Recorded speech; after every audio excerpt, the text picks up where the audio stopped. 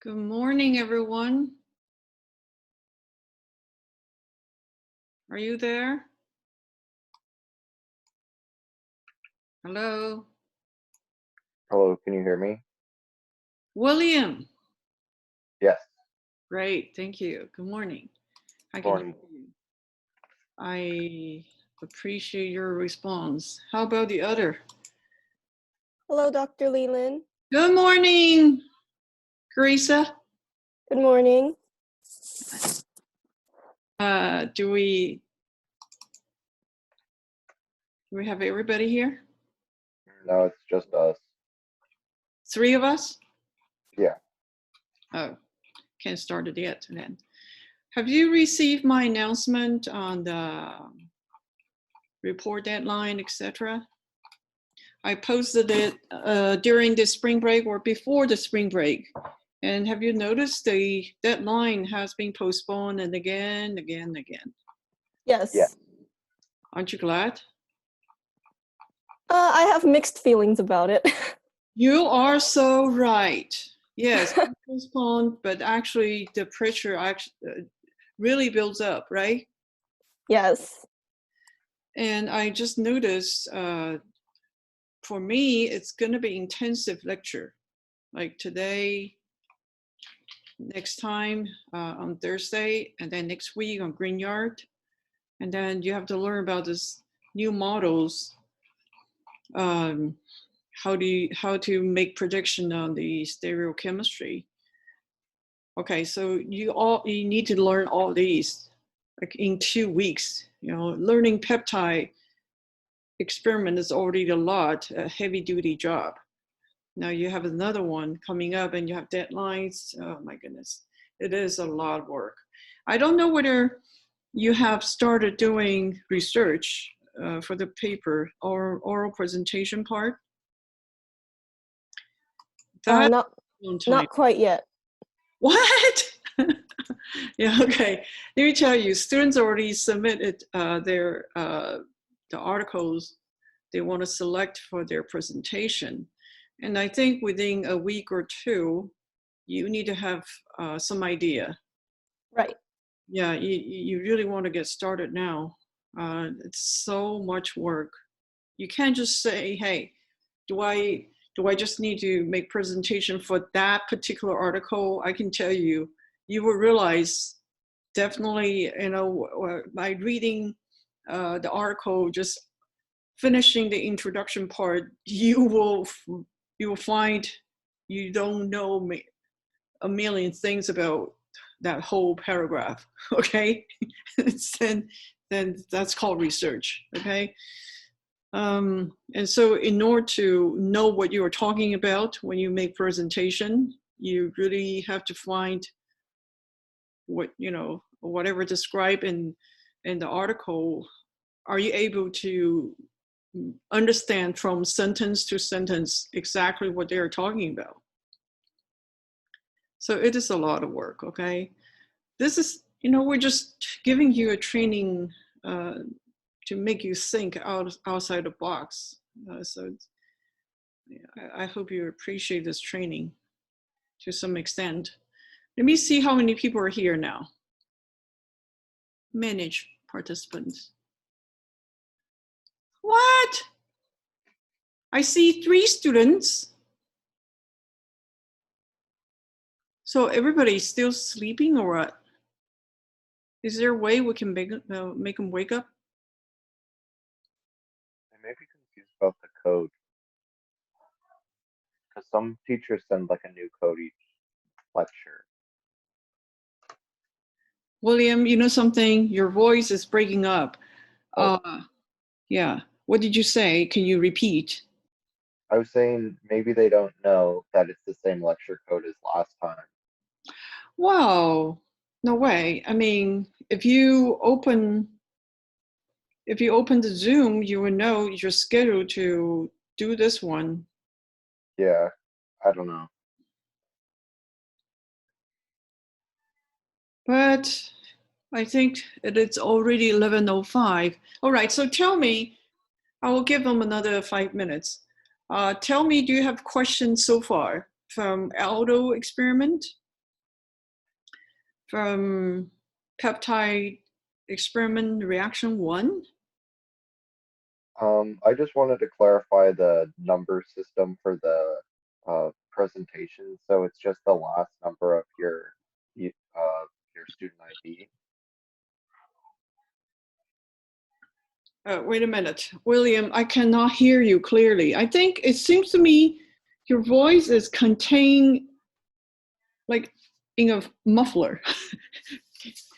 So I cannot hear you clearly. Are you able to speak from a distance that can avoid this? Let me see if it switched back to the other mic. Switch back to another line. Is this what you're saying?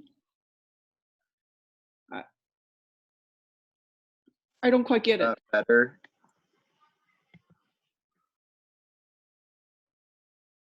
I see Jackson Fortune online now. Is that any better? Yes, this is much better now. Okay. Oh, I was asking for the assignments for the presentation, it's just the last number of your student ID. Student ID. Yeah, and student says, hey, what if I have 0? I can't match any. Then I said, you can pick anyone that will work for you. Yeah, you know, the point is for you to get interested in scientific research at all. Okay. Andrew, good morning. I see Andrew online now. So actually we have 5 students, and are you able to handle, okay, now we have a deadline coming up this week, which is the pre-lab of reaction 2. That is due on Thursday. So after my presentation today, you should be able to have some idea how to write, well, writing a pre-lab is not a big deal. The only thing that bothers people is always the flow chart and then the side reaction. Okay, and I want you to pay attention to the moles calculation once again. Oh, it says your internet connection is unstable. If I have to take a break and then set up my laptop somewhere else, because I keep seeing this signals, doesn't matter which location of my house. Okay, actually my house is not small, so I'm not getting a good connection even sitting right next to the modem. I don't know why. Yesterday when I lecture Monday, Wednesday class, I did it in my home office, and I was sitting right next to the modem, and I still see that sign. Oh, your connection is, you know, internet connection is interrupted or something. So I you know, and then I'm trying different part of the house. If I'm sitting right next to the modem and I still see this warning, then I decide today I'm going back to my kitchen, because this is the place I can get water fastest, just in case I'm thirsty. Okay. Also, where was I? I was talking about moles. This pre-lab is due on Thursday. Okay, I want you to pay attention to the number of moles. Okay, you will be using some reagent that, you know, the mole number is actually double compared to the reactant, and you want to know why. Okay, you want to know why. And I will be presenting the mechanism wise, you will see it. Okay. However, we don't give you 100% answer on the slide. You still have to figure out something yourself, because this is how much information Dr. Lopez want me to feed to you, and then I can give you a hint, and be prepared to ask me a question on Thursday if you can't figure out. Okay, I can give you extra hint, or I can help clarify. And by all means, we just don't want to give you a free answer, because as chemistry major, you should be trained to think. You should be trained to figure out answers yourself, okay? And besides that, so today I will talk about the 8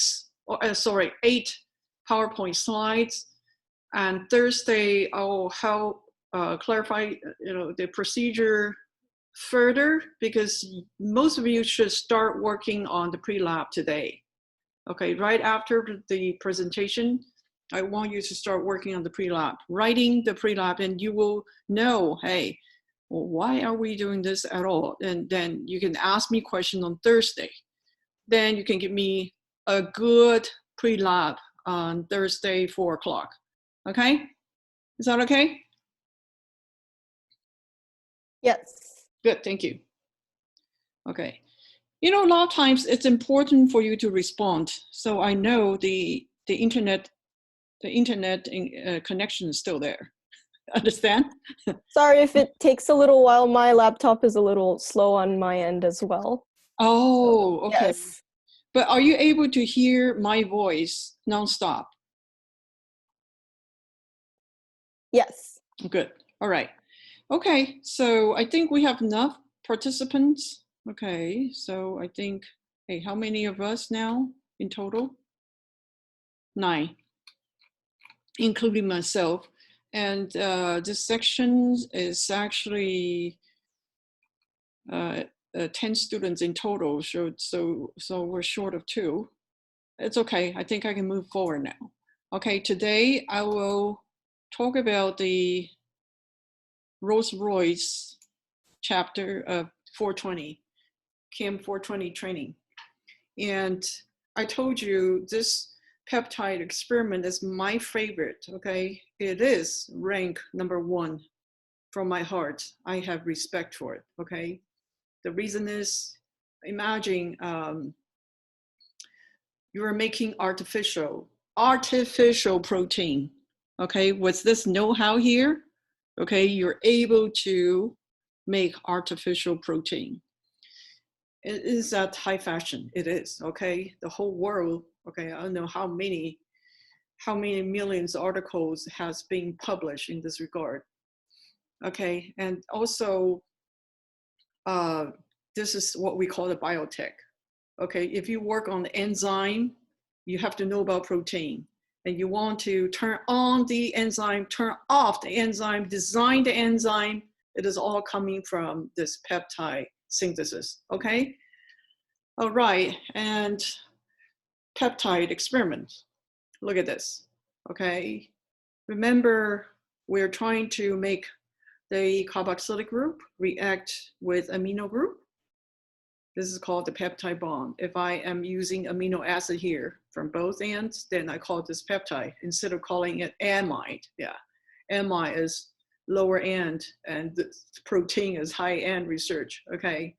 This requires temperature of 200 degrees C of reaction. The temperature, 200 degrees C, is this a high temperature to you? It's very hot, right? And on top of that, let me tell you, in industry, if we look at this temperature, we're not afraid. But if I see this double arrow sign, two-way street, saying this is reversible, okay? If I tell production people, hey, this reaction is reversible, you know what it means to the production? It means totally different design in the equipment. The requirement for the equipment will be so different. Okay, so how do you make sure you can move the reaction forward? Common sense, can you tell me? If you see this double arrow sign like this, what does it mean? It means it's a reversible reaction. It's a reversible reaction. Yes. So if we're going to move it forward, we're going to put more of the product with the NH2 in there. Yes, you can increase concentration of either. Am I right? Yeah. So you can move the reaction forward. Okay. Now everybody knows that's this trick. This is nothing to do with the equipment. Okay. Everybody knows how to do it. I can tell you, it is this part. You have to remove the product during the synthesis process. Now, this is requiring extra equipment. Understand? Okay. And I can tell you, in industry, we have to do everything we can to make the reaction go forward. Okay. And so, how do we get rid of water during the process? Okay, you can put drying towel on top of the reactor, or you can purge the reaction using nitrogen or whatever. Okay, purge the vapor of water out. Of course, you're gonna lose some solvent. Of course, you're gonna lose some of your reactant. If your reactant is the low boiling point and is volatile, then you have to recover it. So it is a lot of work to do, okay, in terms of hardware. And on top of that, you realize, I mean, I'm in this type of industry for a long time. Well, you know, I'm a polymer chemist, and I work in petroleum. That means petroleum-based chemicals, starting with BP and then 3M. I work for big companies. And I can tell you, at the end of the reaction, it doesn't matter how good we are. This water will always remain in the product in a very small percentage, okay? Either 0.1, 0.01, 0.02%. Guess what? Your customer will say, you report that number to me, okay? Because I want to know, is this gonna be harmful to my product? Whatever I'm paying to purchase that product, I don't want to purchase water from you, okay? This is the bottom line, okay? So whenever you deal with this reversible reaction, you gotta be careful with the contaminants, okay? Even more than the regular chemistry, okay? So you may ask me, Ms. Jean, does this reaction have anything to do with your career? I can tell you, this is actually a reaction people run to produce nylon. Nylon, you know what nylon is, right? It's a plastic, okay? Okay, people use this nylon in many, well, like stocking, you know, as a fabric for clothing. Yeah, a lot of nylon. This is the same reaction you want to run for your peptide, okay? So I just want to tell you, okay, this is not it's not a joke. It's not kindergarten type of a reaction. It is a huge commercial application out there, okay? All right, so doesn't mean you can make a artificial protein at this temperature and you can, no, you're not gonna do that, okay? So in your human body, if you want to design this reaction for drug application, okay, then you need a coupling agent. Why do I need coupling agent? Because I cannot afford to run the reaction inside my human body at this temperature, okay? And because I cannot pump water out, no, I can't do that, okay? I can only, oh, by the way, you cannot take tremendous amount of medication in order to fix the problem. You can't, okay? So what are you supposed to do then? Scientists are now pushed to the corner, against the wall. How do you solve the problem? Okay, then scientists realize we can use a coupling agent to do the activation. What does it mean, activation? It makes this carboxylic group more reactive, okay? Higher tendency to push forward and react with the amino group.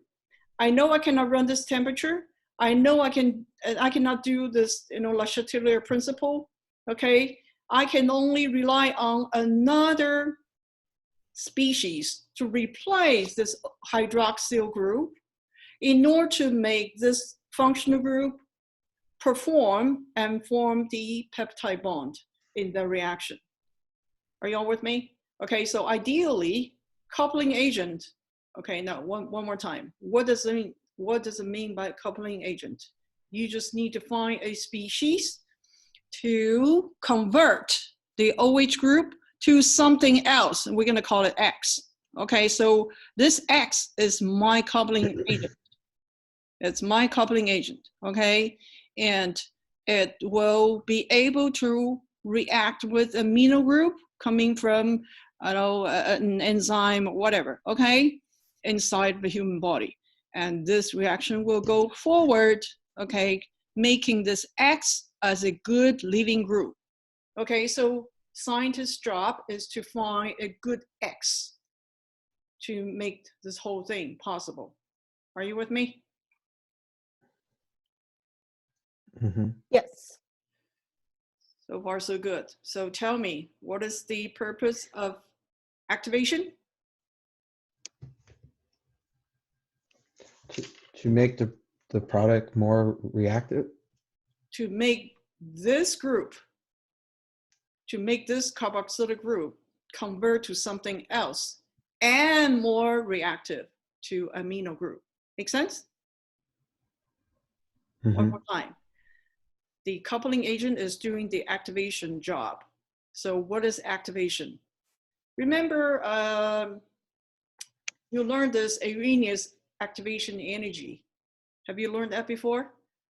Arrhenius equation, Arrhenius activation energy. Remember, we call EA in general chemistry. You learned that before, have you? The EA? Yes. Okay, thank you. Thank you, Carissa. So this is the same, okay, but we do it by means of a chemical reagent. And you create an active species, okay, through this coupling agent. You make this hydroxy group turn into something else. And this is an X, okay, we're gonna call it X right now, okay? And so this whole thing is now more active than the carboxyl group. So it has a tendency to react with this amino group coming from, you know, enzyme or something, and you can make a new peptide bond from this process at room temperature, right? Do you agree? Okay, and so ideally, this coupling agent, which is doing this activation job, ideally, you want the reaction to produce high yield, of course. Did I tell you, in industry, the yield means this is your paycheck, am I right? It means it's the cost, it's profit. Yeah, profit has to generate from high yield, okay? And it has to be a fast reaction. Who has time for 3 years of, you know, if it takes 3 years to make it work, I mean, who cares? Okay, you want this medication to work in your human body within 24 hours. How about that, okay? Yeah, this is what you want, fast reaction. And broad substrate scope. Hey, you know, I want this species, okay, coupling agent capable of making this carboxylic group work and convert into this part active species successfully, regardless where it come from, okay? It can come from the molecule with phenyl group, without phenyl group, okay, containing nitrogen or without nitrogen, containing aromatic ring or a hydroxy group. It doesn't matter. I want a broad substrate scope, okay? And I don't want byproduct, of course not. When you handle byproduct in industry, my goodness, I said to you already, the customer wants to know what they're buying, okay? They don't want you ship byproduct to them, okay? They only want the target product, okay? And the other one is no racemization. We don't want racemic. We don't want racemic mixture, in other words, okay? We want, hey, this stereochemistry right here, controllable, okay? If you start with a D, we want to finish as a D. If you start with the L product, I want you to finish the product at L. We don't want surprise, okay? We don't want racemization means, hey, I don't want you lose control in that stereochemistry. Understand? This is a big requirement for drug design. Hello, may I have your attention? Okay, a lot of times it just fall, right? I mean, the reaction just totally fail the purpose because it creates a whole bunch of a racemic. Racemic means, you know what racemic or the enantiomers, have you learned that term before? The mirror image of a optical active compound. Okay, if you have a D compound, the mirror image is the L compound. Have you learned that before? Okay, we call it enantiomers, okay? And when you have 50% of a D mixed with L, same compound, same composition, same everything, it is just direction of the sequence of the substituents on the central chiral center is opposite. If that's the case, then you said you created enantiomers. All right, so if a reaction mixture has 50% of a D and 50% of a L of the same compound, then it will cancel the optical activity. It will not show optical rotation. And this is not what you want when you do the drug design, okay? You want controllable because you want, you know, if, especially in the biochemical reaction, a lot of times inside of a human body, if the enzyme, okay, supposed to work with only the D form, and you know, over the, during the aging process of a person, or you know, for any unknown reason, this enzyme is no longer functioning as a D isomer, but it is now turning to the L isomer, then you know that's called cancer patient, right? Yeah, okay. So watch out for this, okay? The optical rotation is a key character, okay, for peptide synthesis, okay? And of course you want low toxicity, you want low cost, okay? This is all the economical issue. That is also very important. So let me tell you, in order to meet this requirement, oh, guess what? Scientists really work hard, and I'll show you what they have done, okay? So far, so good? Can I move forward? Yes. Okay, so I'm doing this presentation in the portrait form because I want to show you this, you know, the description underneath each slide, okay? So I don't want you to just look at, okay, when you review this whole file, I don't want you to look at what's inside the box, okay? What's underneath this description is also quite important, all right? All right, let me move to the next slide. Okay. Coupling via acyl halide. I can tell you, acyl halide, have you learned this term before in your chemistry, I think 320L, or in 223B, or 220B, you should be learning this term already. And acyl halide, okay, can you just highlight this term? This is probably the most reactive carboxylic derivative on Earth. The most reactive carboxylic derivative on Earth. Okay, and this is a common strategy. Okay, people turn the carboxylic acid and change that OH into chloride and make it super active. And this is it's pretty much like a workhorse of a lot of organic synthesis, okay? Turned, okay, COOH, that OH group turned into chloride. Once you have a carbonyl group and the chloride here, you make this carbon. Are you following me right here?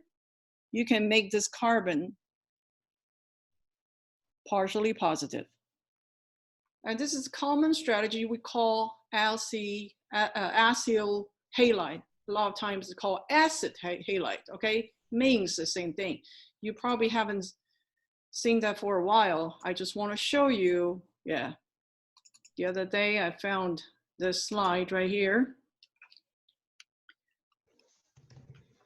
You've seen this before, right? Yes. This is called acyl halide or acyl chloride. And what did I tell you about this? It is the most reactive carboxylic derivative on Earth. Am I right?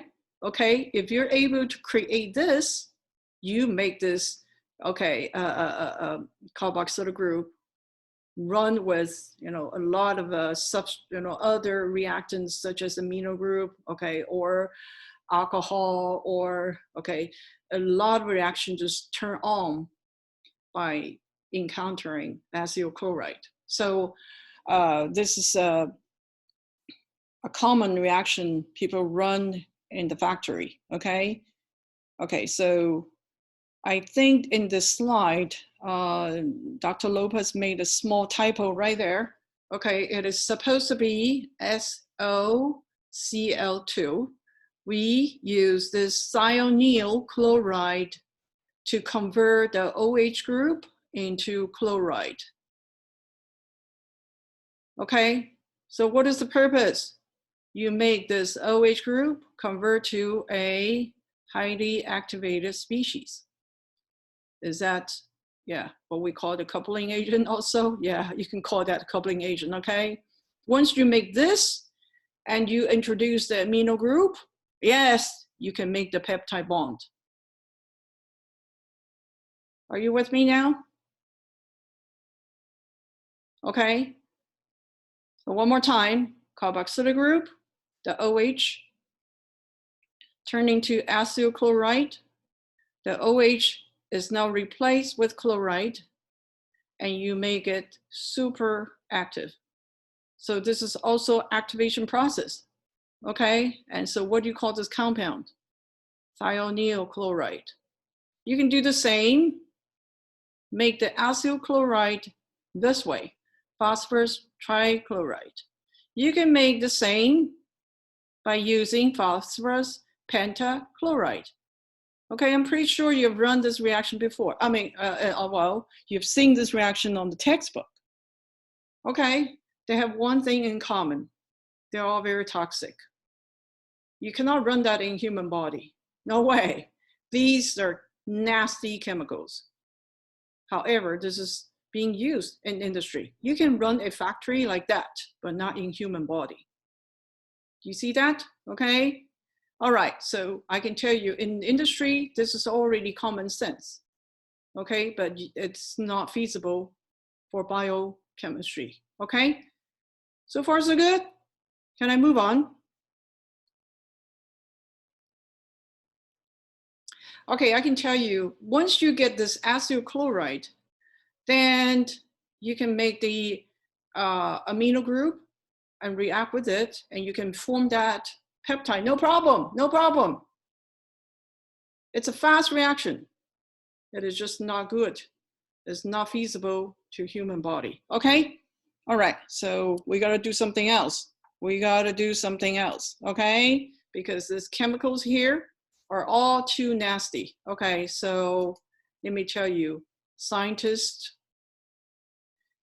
okay, knowing that the classical method treatment of COH was thionyl chloride. Okay, now change this oxygen 2, now change this 2 to 1, and change this chlorine 1 to 2. Okay, it's thionyl chloride. And phosphorus pentachloride. This is no problem, okay? So change this formula, okay? This 1 and 2 should just switch the position, okay? All right, because this chemicals involved in this process is too nasty. We can't use it. Okay, so milder method and better compatible with protective group. Okay, scientists found triazine-based reagent is feasible, is possible. Okay, so this is called triazine right here. What is triazine? Do you see the 6-member ring right here? Are you following my arrow? Are you following my arrow right here? this Mhm. triazine, okay? Yes. Follow me. What is X right here? The X is chlorine. Okay? The X is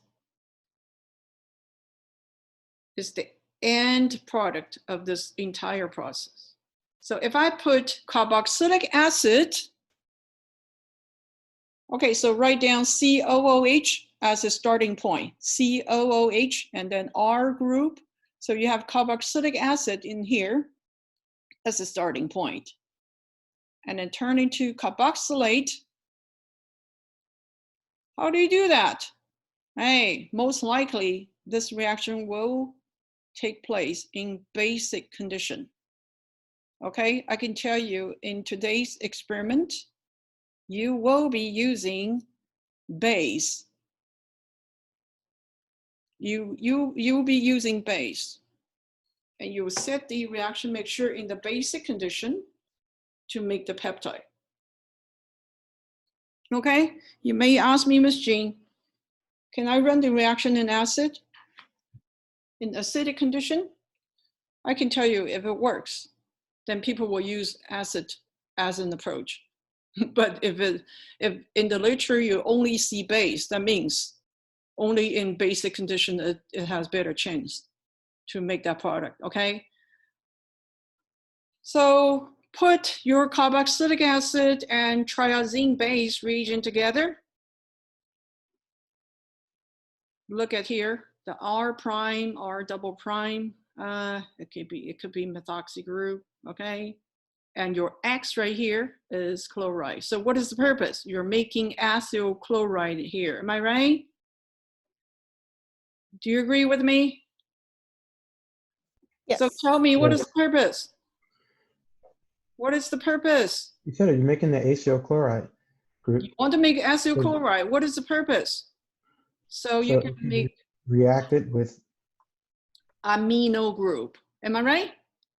yeah. Yes. From here, you can react with amino group and you can make the peptide bond very fast. And this is not, I mean, this triazine is not as nasty as the thionyl chloride or the phosphorus pentachloride. That's why scientists said, yeah, bingo, bingo, we did it. Yeah. And let me tell you, obviously there is some problem, okay? Maybe the yield is not good. Maybe the toxicity is still there. I can tell you triazine, I used this before as a promoter, you can call that catalyst, okay? Or accelerator in chemical reaction. I used it before, okay? And I can guarantee this is not going to be health friendly. It's not a safe. It's not a safe. It's not non-toxic. Okay, so people can use it in factory. Okay, in the application where it's not in human bodies and you're not gonna inhale it or you're not gonna drink it, and then so it's okay for a product like composite, you know, what I'm most exposed to, okay, composite industry or the coating industry or the construction material, okay?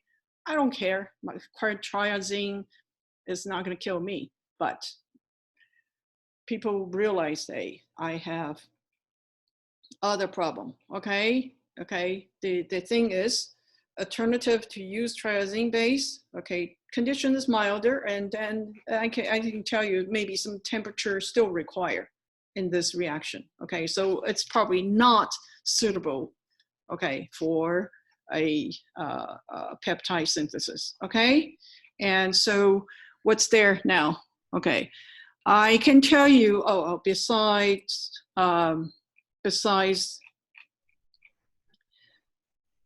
looking at the purpose of turning the carboxylic group into acyl chloride, okay, for the reaction of amino acid later on, okay, I can tell you, I want my students to pay attention from now on to the value of nitrogens.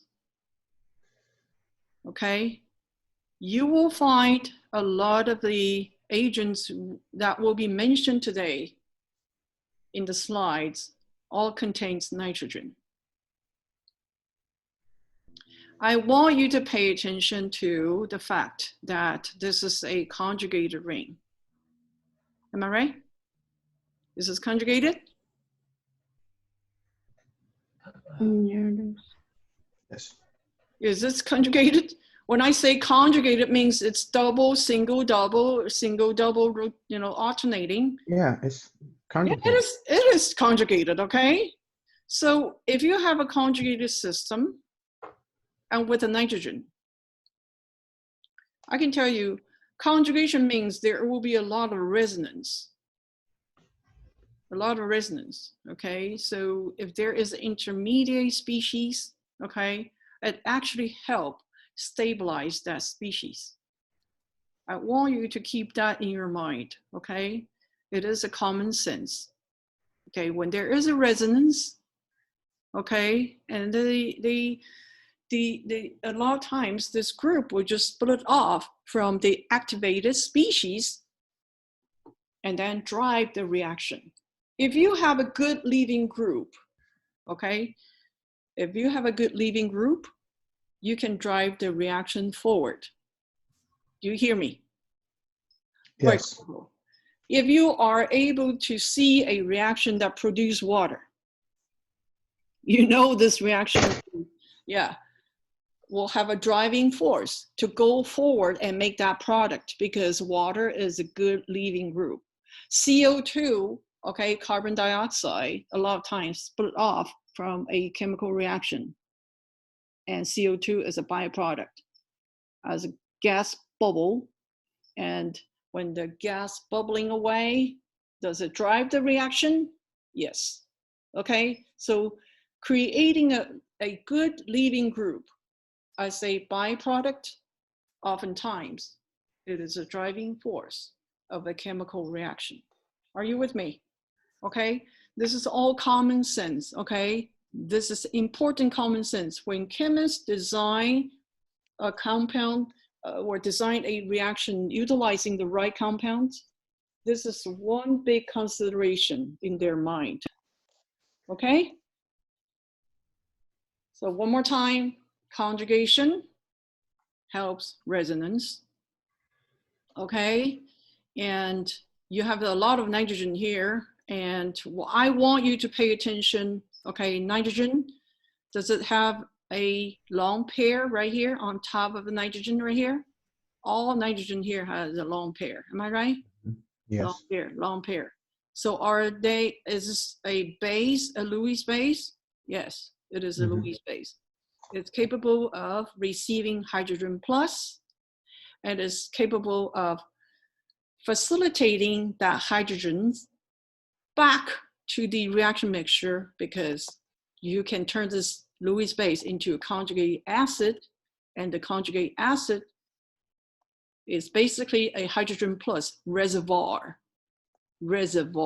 okay? So it's like a temporary storage point, storage.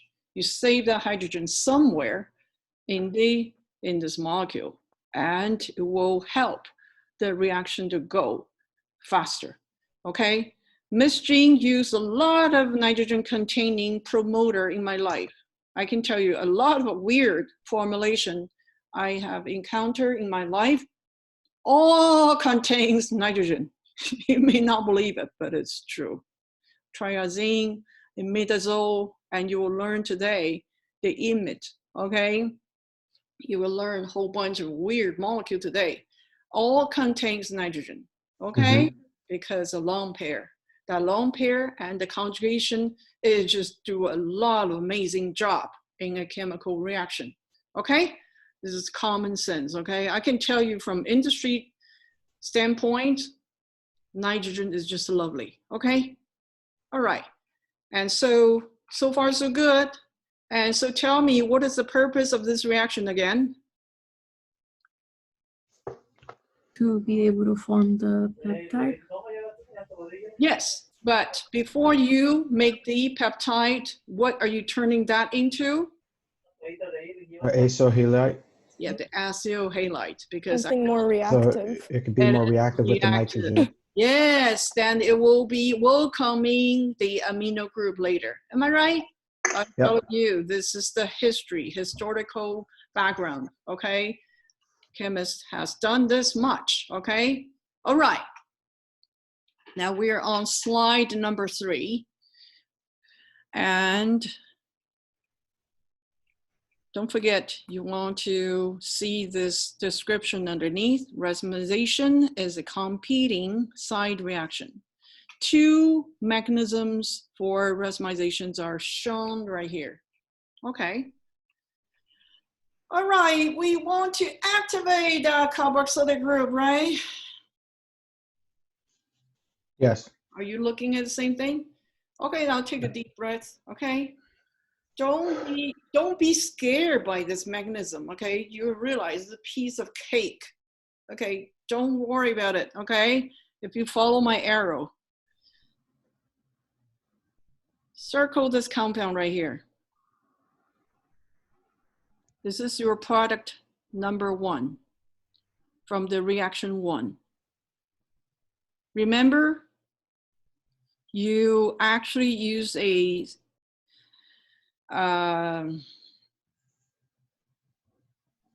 acyl group to block the NH2 in the last reaction. We call reaction 1. You remember? Hello, hello. Yeah. So you want to make sure this amino group does not self-attack, right? Okay, self-attack means the amino group does not react with Self-amino. the COOH of the same kind of molecule. Okay, you block that possibility, okay? So you make this amino group already turn into amide as no longer active, okay, in this peptide formation in the reaction 2. The reaction 2 is what we're doing today, okay? So one more time, this molecule is from your reaction 1, am I right? Yes, this is your product from reaction 1. What functional group does it carry? Tell me.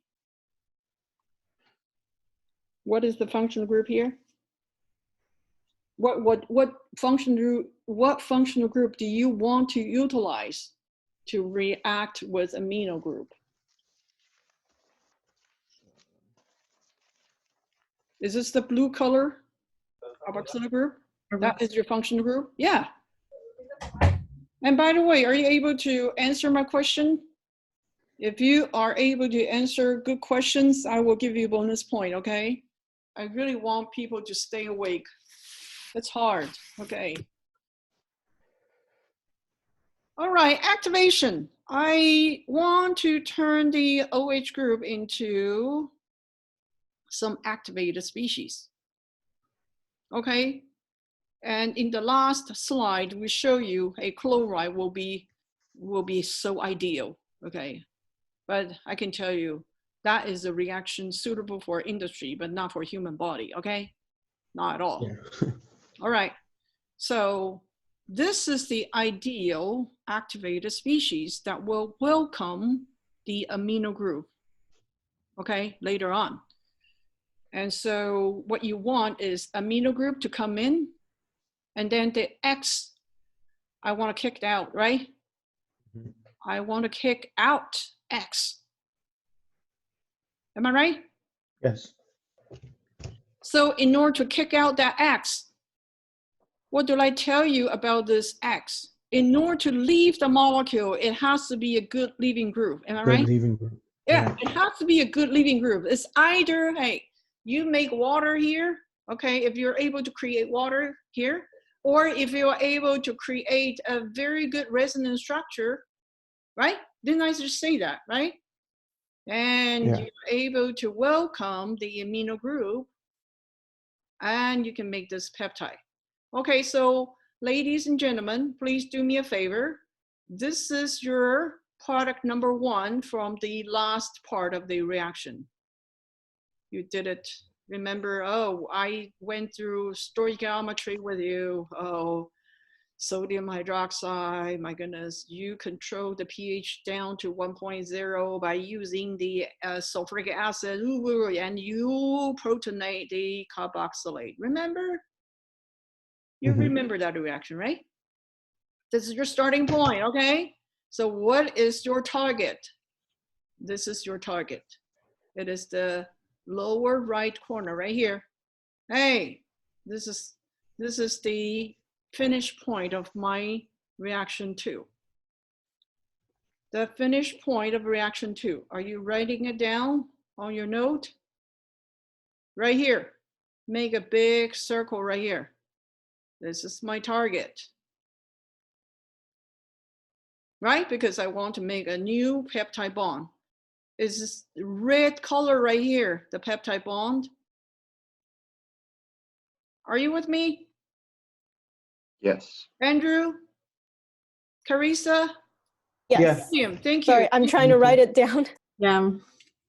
Do you see this red color bond right here? Yeah. This is my second peptide bond, okay? So where's my first peptide bond? This is my first peptide bond, right? The black color, this is the first peptide bond that you create in the reaction 1 last week. Remember you're doing the protective group? Yeah, this is the first peptide bond. The red is my second peptide bond. This is my reaction 2. So far, so good? Yes. All right. This is not the end of it, okay? I'm gonna talk a whole bunch of the devils for you to stay alert. Hey, you're running the reaction. This seems easy, but there are a lot of devils in the detail, okay?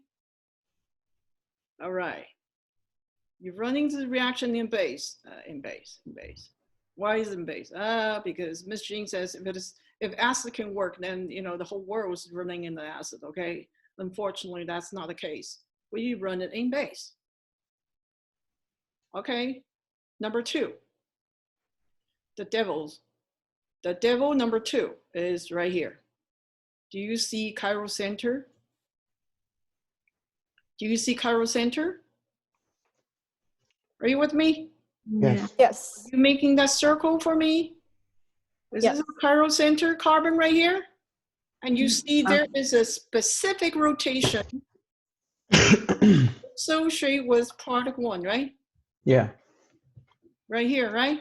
Even after activation, I don't see any change.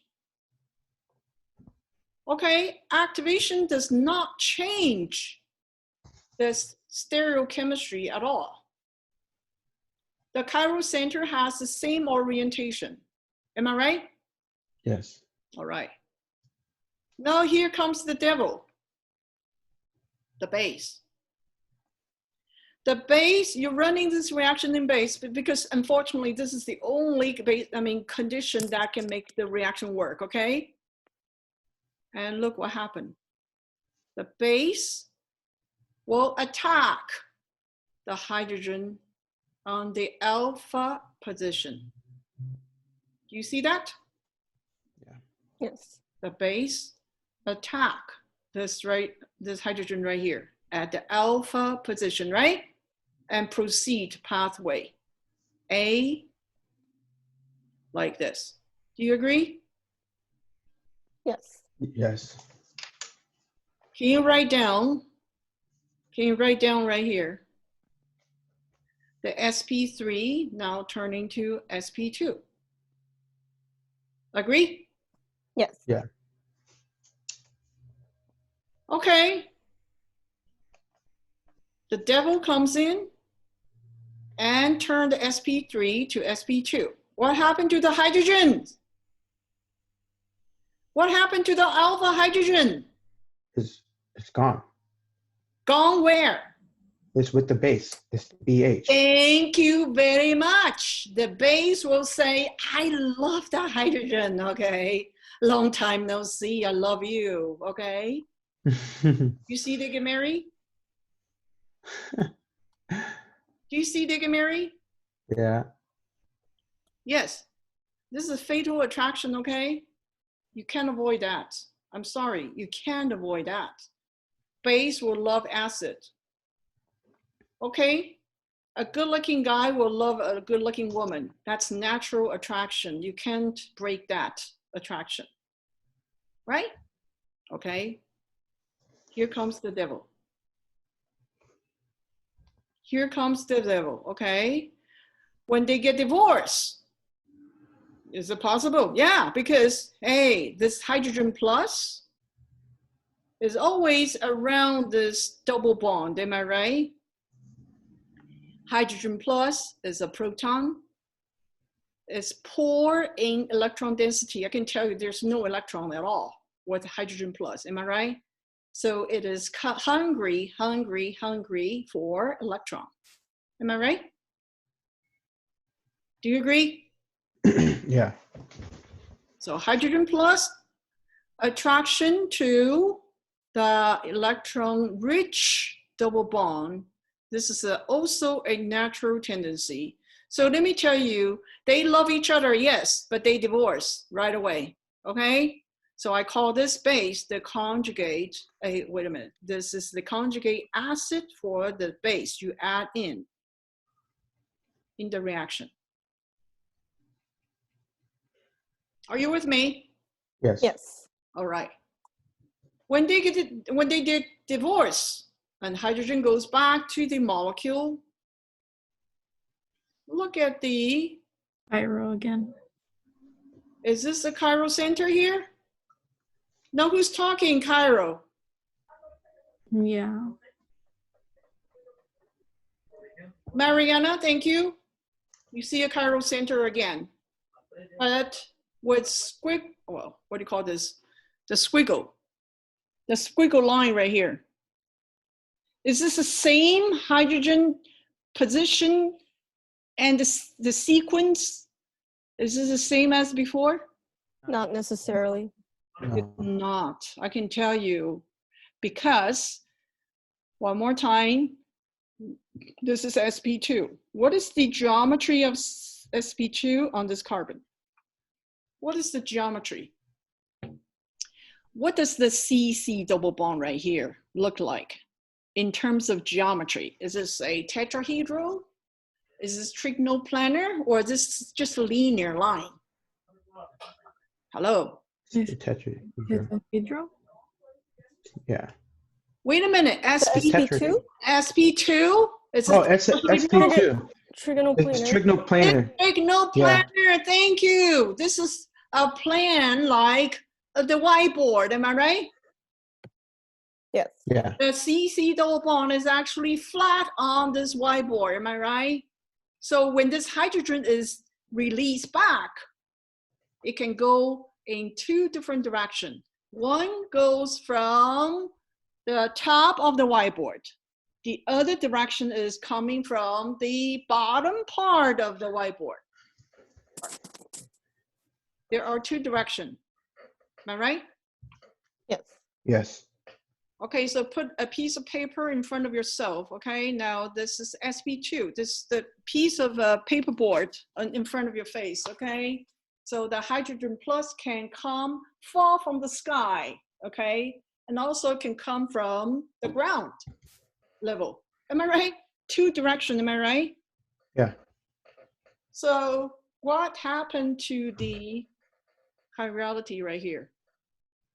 I know there is a chiral center, but am I creating a racemic mixture? Racemic, meaning that I can create one with a positive angle, the other one with negative angle. Am I right? Yes. Aha! This is the true devil of the whole reaction. Are you with me? This is the fate. Okay, you run this reaction, you will create enantiomers. you will create, enantiomer is not the best term. I will call it diastereomer. Diastereomer. Have you learned that term? Yeah. Yes. Okay, you creating, okay, the one, okay, the one, 50% of this is R, the other 50% is S. Okay, one can be clockwise, the other one is counterclockwise in terms of sequence of substituents. And guess what?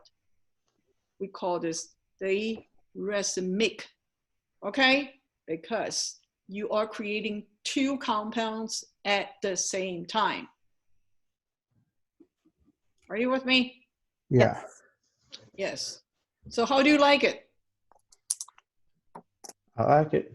I think You it's like cool. it? No, you think it is cool? I would say Yeah. that's It's cool, but it's but it's not cool, ideal. but it's not ideal, but It's like not. say if there was something that you need, say if you were creating something and like you knew that it if it was in the R conformation, it did something specific in the body and they can use that for that. But if it was in the S conformation, it was used to help degrade like certain plastics or something and you needed it for that. But it It's doesn't perfect. necessarily mean that both diastereomers will have a positive influence on the body either. No, I know. Exactly. A lot of times I can tell you a normal cell and the cancer cell difference is this. The sequence. I'm not joking, okay? A lot of times, yeah, the normal cell is the R and then the evil one, the cancer is the S. Are you with me? Yes. Mhm. Okay? So the thing is, when you sell it as a drug, you have to prove both isomers are good. That's even more difficult, okay? Okay?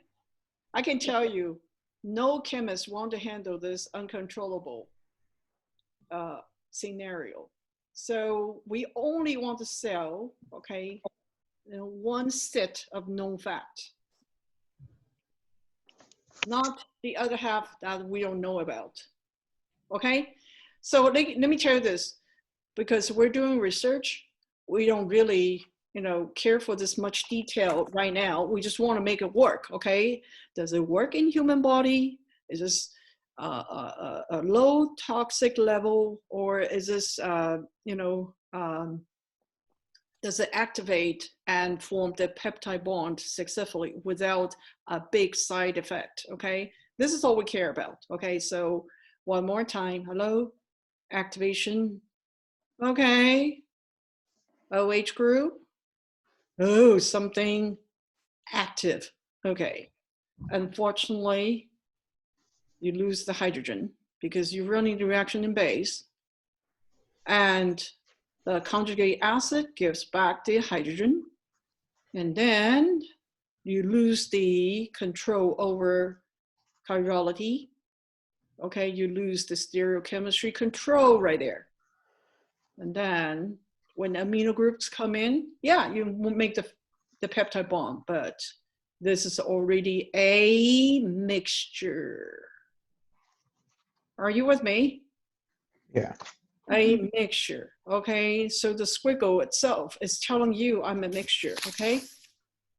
All right, you may see Ms. Jean, how about path B? Someone asked me, Ms. Jean, how do we know we have path A or path B? I can tell you either way will work, okay? It's only a matter of which base will give you more A, which base will give you more B. You don't know, okay? It's called research. People, just by producing the result, by changing the type of base, they already make themselves expert, okay? By just doing the whole bunch of research, okay? Now I want to show you path B. It's actually just very similar to path A, but this time, look at which hydrogen is gone.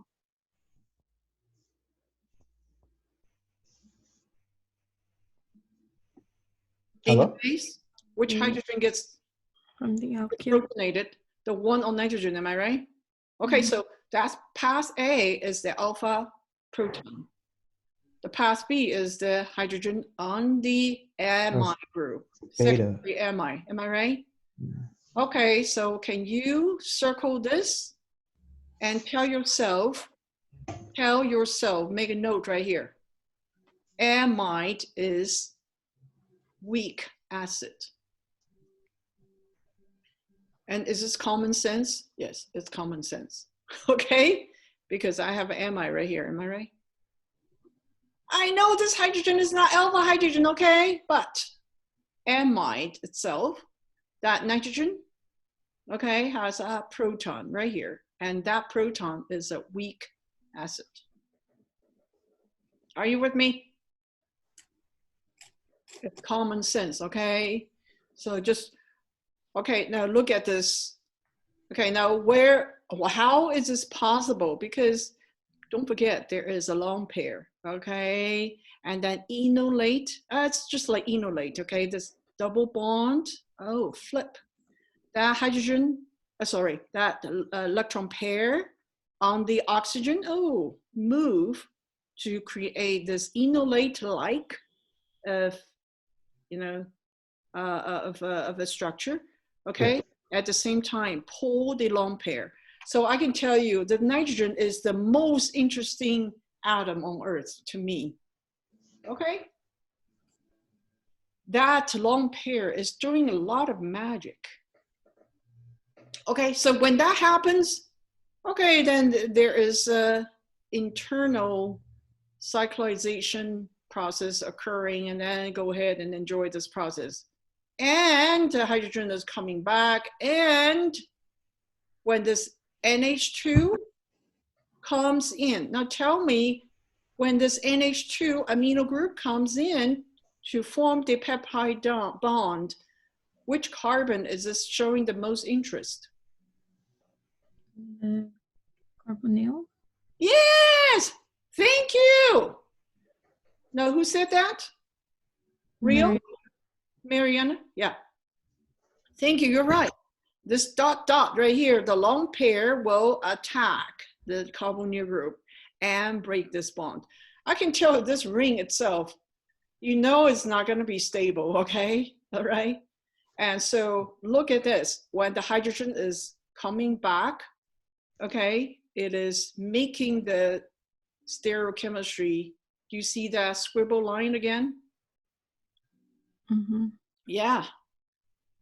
Okay, just because I have planner right here, planner, and when the hydrogen comes back, it has two directions and occur again next to the carbonyl group, and it is the same alpha hydrogens, okay, coming back in the two directions, so making this stereochemistry 50% and the 50% canceling the optical activity completely. And that's the end. This is happy ending. I can tell you what scientists are doing now is only to find a good activation species X. Okay, we just want to target to find a good coupling agent X to make it possible, and hopefully it is not 50-50. If we can make 75 and 25 or 60%, 40%, then we can recrystallize and purify one of the isomer and then get rid of the other isomer. In other words, I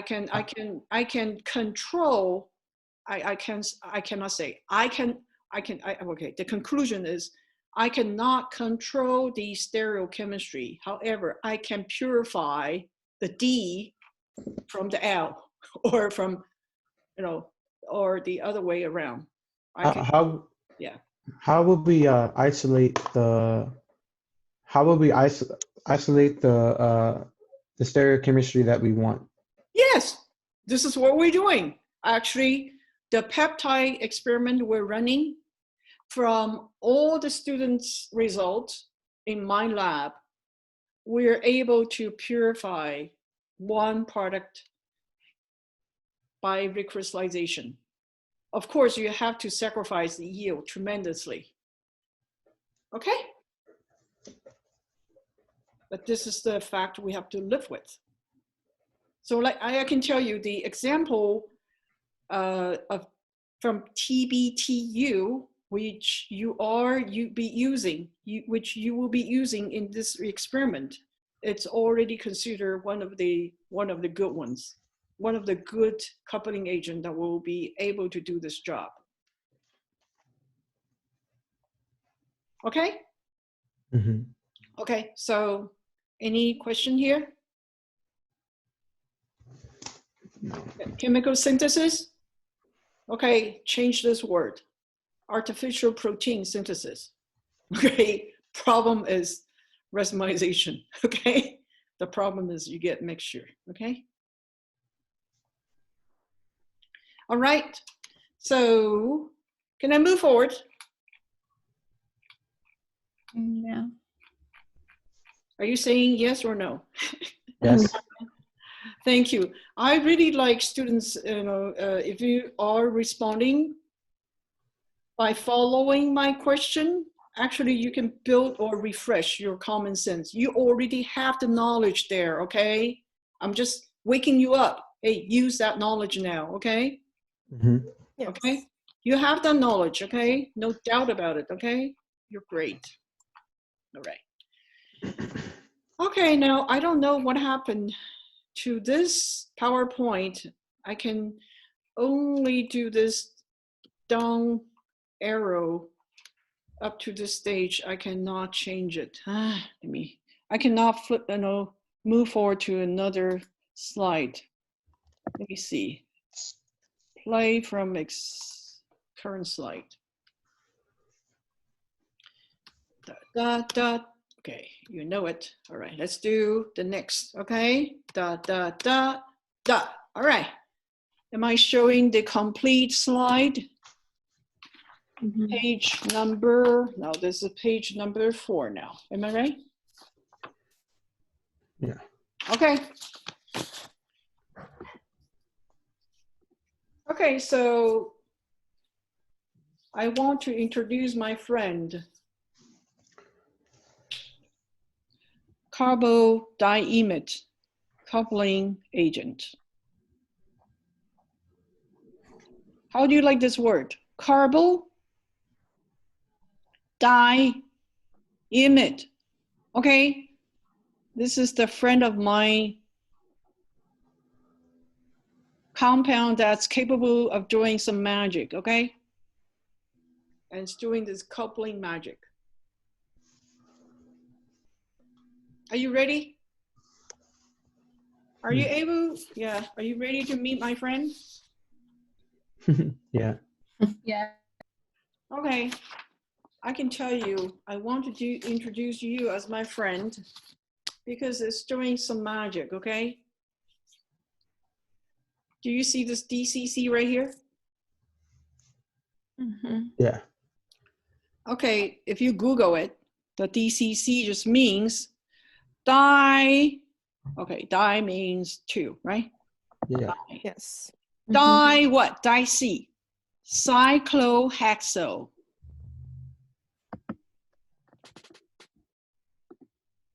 Hey, do you like my friend? Dicyclohexyl. I love it. Okay? Just look at this beautiful hexagon. I like it. Okay? And then the last C means carbodiimide. It is this big word. Carbodiimide. And I want to show you a dot right here. Do you see that dot? Yes. Yeah. This dot is not a typo, okay? This dot is a very important dot. So what is that dot? This dot is carbon, okay? Okay, all right, so please make a note right here. This is Miss Jean's friend, okay? Because she likes the hexagon and she likes nitrogen. I told you I love nitrogen, right? Yeah. And, Yes. I show you this secret dot right here, that is carbon. So what's carbon? What's this carbon? Nitrogen double bond. Carbon, nitrogen double bond. Well, Miss Jean will definitely like it because potentially there is a resonance structure.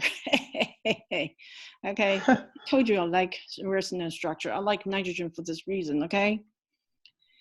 All right, so if you Google DCC, so it is, the full name is N prime dicyclohexyl carbodiimide, okay, and Miss Jean's friend, and this is a organic compound, okay, it's a waxy white solid with a sweet odor, and the primary use is to couple amino acid during artificial peptide synthesis. So what is the application of DCC, my friend? Application is artificial peptide synthesis. peptide synthesis. So potentially artificial protein synthesis, potentially artificial meat synthesis, artificial fish synthesis, or artificial scallop synthesis. Yes, that's it. Okay. I'm just joking. Okay. Can you guys wake up and laugh a little bit?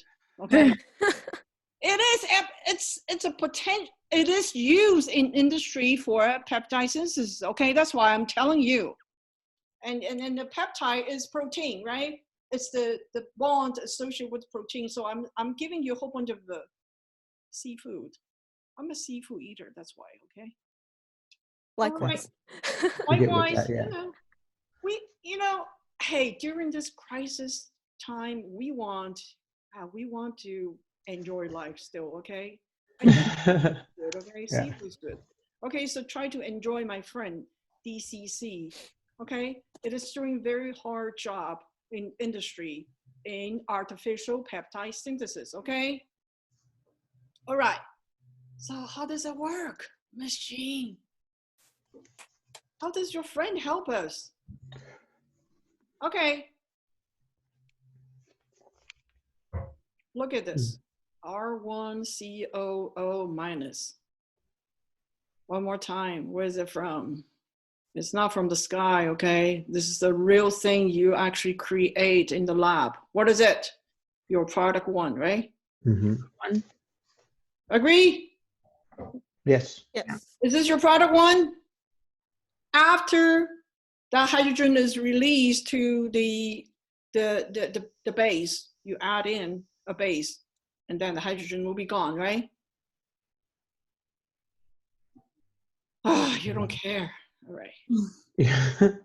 All right, Yeah. the oxygen minus will be interested in this dot. My friend, there is a dot in my friend. So what is that dot? Carbon. Carbon. So is this carbon very much just carbon, like any carbon in the world? Like this carbon in the diamond? Is this the carbon in the graphite? Is this carbon special? Tell me, Mariana. Yes. Yeah. Yes, it Is this is. carbon special? Tell me what's special about it. I want to give you 1 point. Hello, tell me what's special about it. It's not usually that attracted to electrons. If I give you big arrows right here, that means it is showing a big interest, okay? Mhm. So why is that? Why is that? Because this carbon is in between nitrogens, right? Nitrogens. Yes, and these two nitrogens are electron pooling. Am I right? Mhm. Yes. So this carbon in between two nitrogen, that means, hey, oh, you guys really like electrons. Because I'm a nice person, so I'll give you all my electrons possible. But if there is electrons coming near me, I'll grab it. Do you like my conversation? Okay, this Yes. is my friend, okay? I'm introducing my friend to you because you make this compound, okay? Do you agree? Yes. So can you give me a big partially positive here Yes. Mm-hmm. to this dot right here? Mm. Oh my goodness. The two evil nitrogen took all the electrons away from me. I shouldn't say, I wouldn't say take away, but there is a polar bond, right? Hmm. Yeah, okay, all right. I'm in between the two evil nitrogens, so, you know, I was born that way. Yeah, I wish you come to my house, okay? Actually, my neighbor, hey, this Anne is also neighbor, okay? I actually have a good neighbor near me. My next door neighbor used to be the lawyer representing Samsung. Oh, Wait, Yeah, is that for real? for real, yes. Oh, that's super cool. wow. I just want to throw it out there. I love Samsung. I can't stand Apple. He represents Samsung, okay? Andrew, I feel Anyway, personally attacked by that comment. you're welcome. And I I'm use Apple. You use your phone. Actually, Samsung is doing an excellent job, okay? I can tell you 2 doors down, on my right-hand side, this poor me, okay? This is poor me right here. Okay, my neighbor, Samsung lawyer. Okay, now the 2 doors down, another lady, couple. Husband is a dentist and the wife is a lawyer.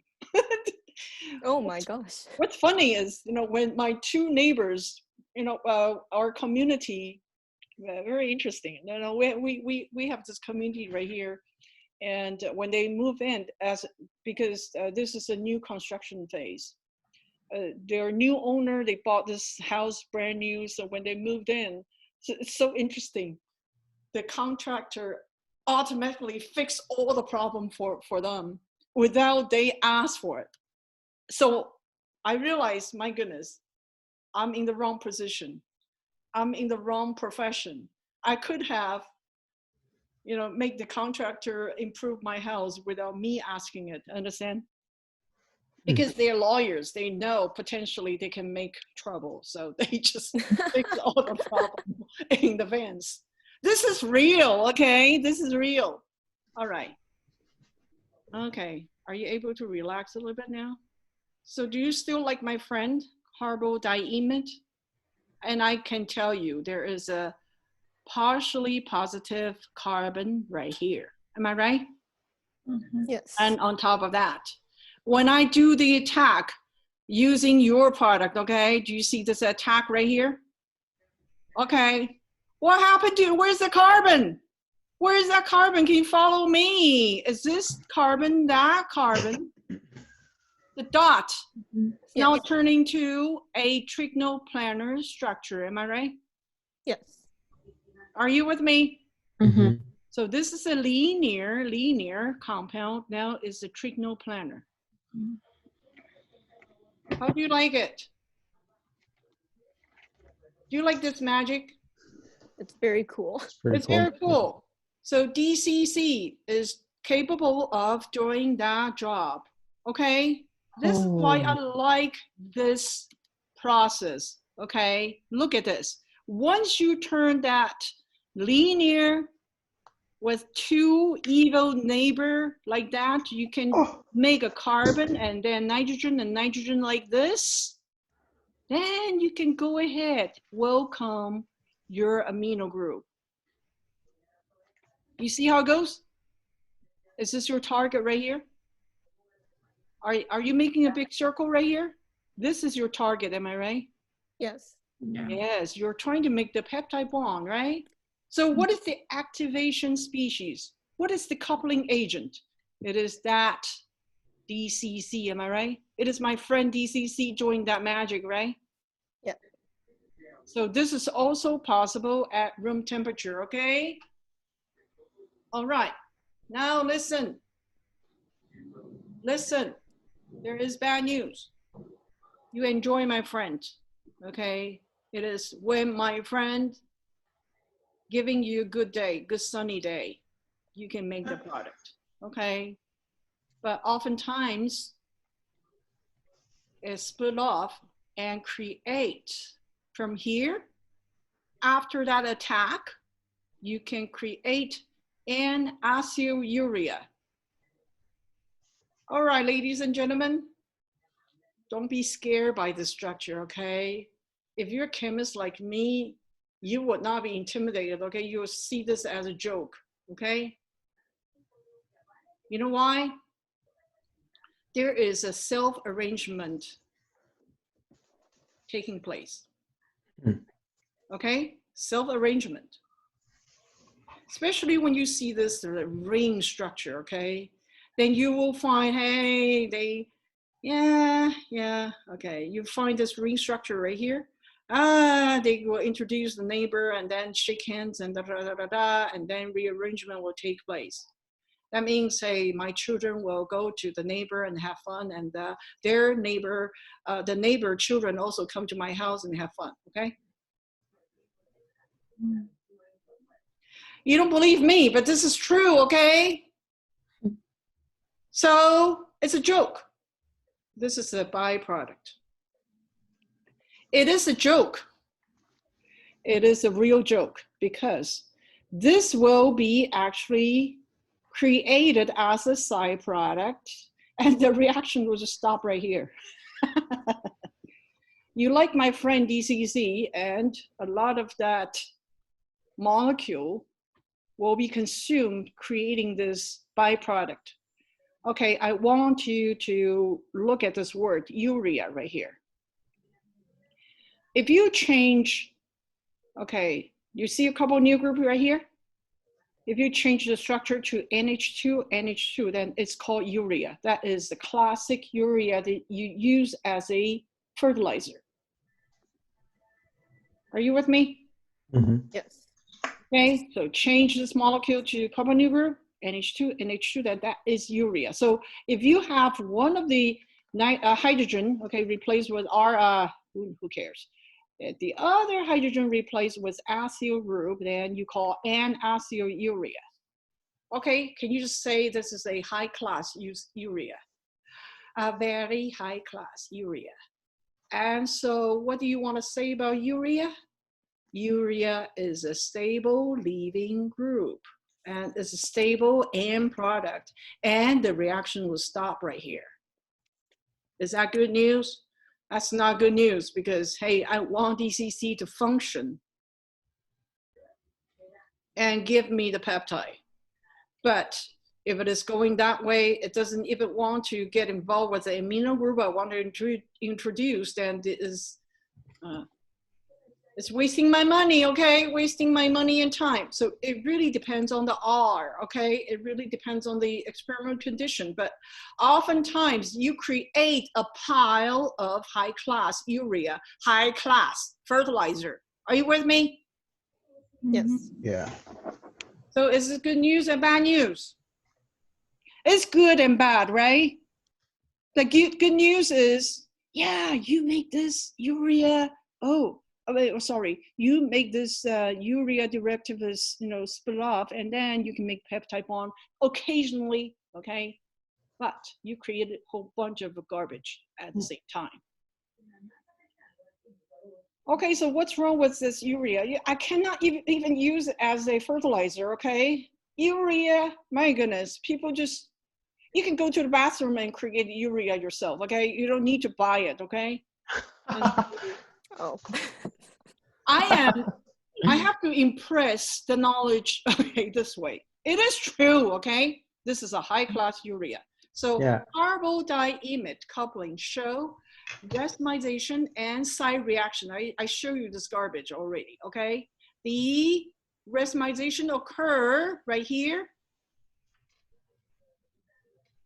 Okay, I don't have to tell you why because it will lose, just like what I show you in the last slide, okay?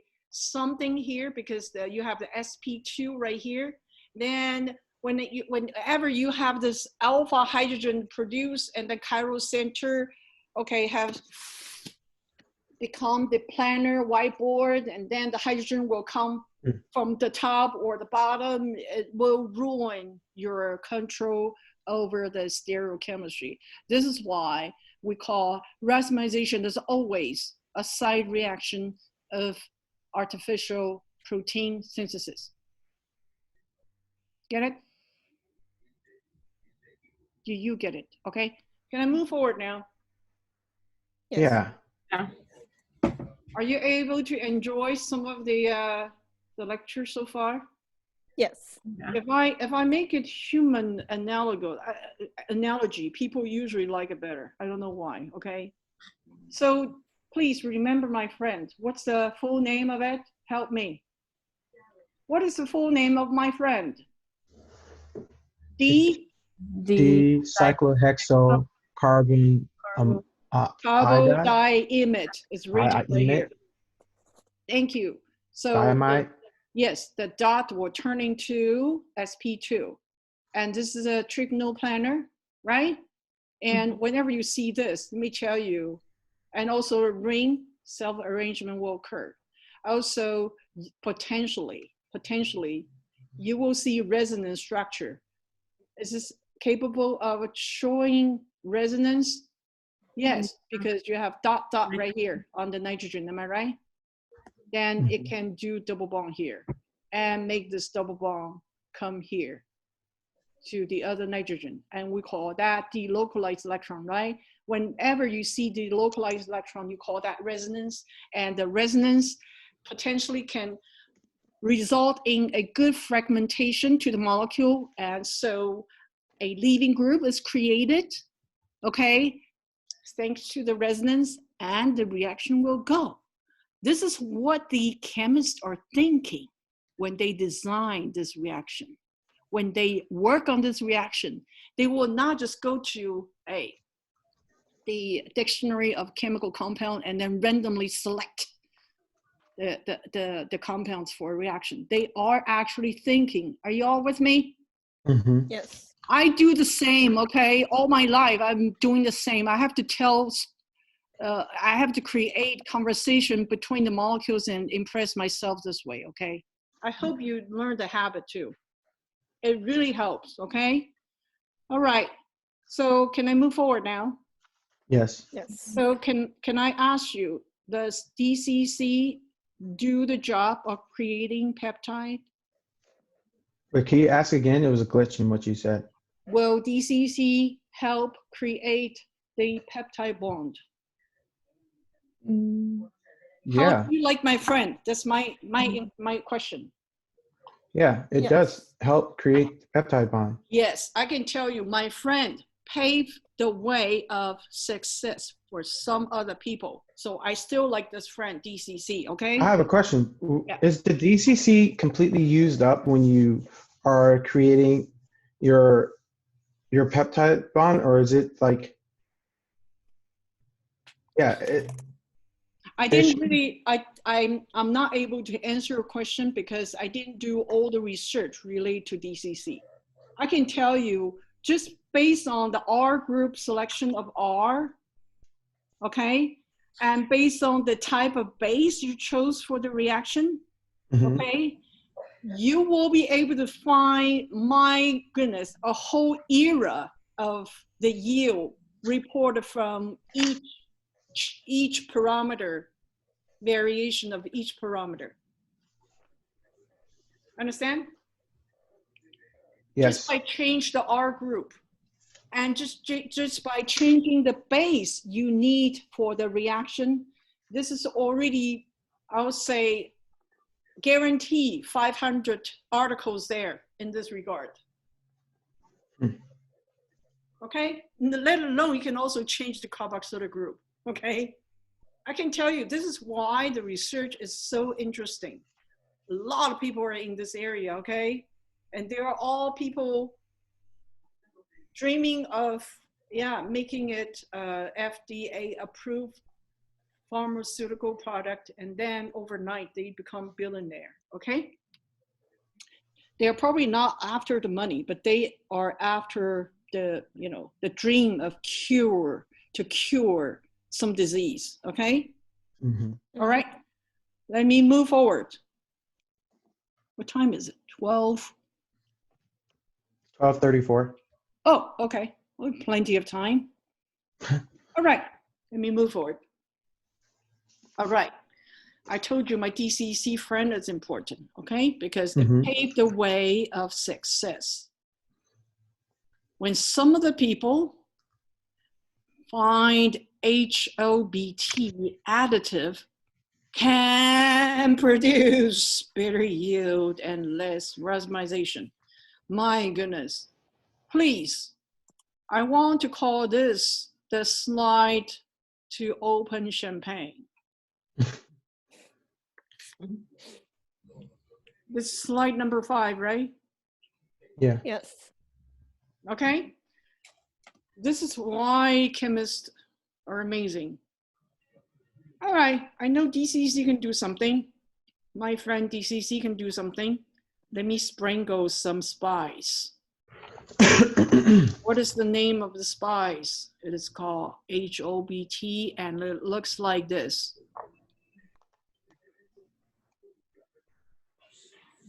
Do you see resonance here? Yes. Okay, look at this. This is called resonance, right? Mm-hmm. You localize electron, that's what I'm saying. Do you see dot right here? And then a double bond right here? It is already a huge resonance, a center of a resonance. Am I right? Yeah.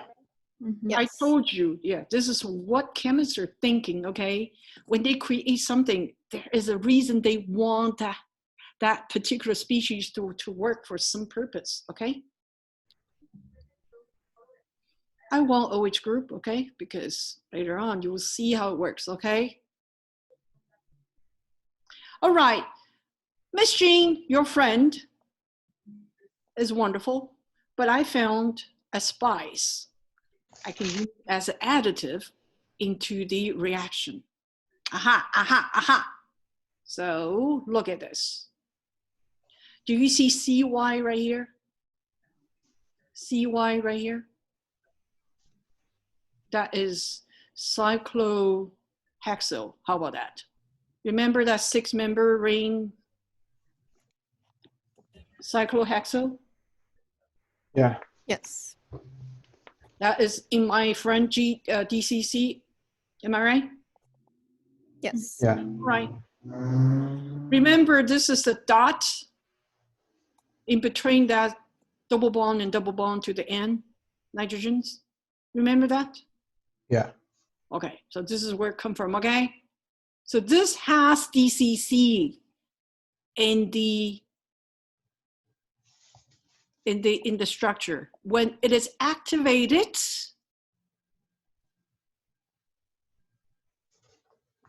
remember I showed you this. The oxygen will attack that dot, Mm-hmm. okay? And it will give you a sp2 trigonal the same here, right? The oxygen minus attack that dot, make it sp2. Do you agree? So Yeah. this is after the attack to DCC. All right, let me ask you one more time. What is this? This is R, double bond O, and oxygen. Where is it from? Where is this part from? One. Is this your product 1? Yeah. Yeah. Thank you. Now you know, am I able to activate the carboxylic group by my friend DCC? Yeah. And then my other friend introduced a very effective spice called HOBT additive. Okay, so my friend is here. Another friend comes in, sprinkle as additive. And look at this. What happened? When 2 friends work to get together with your product 1, look at this.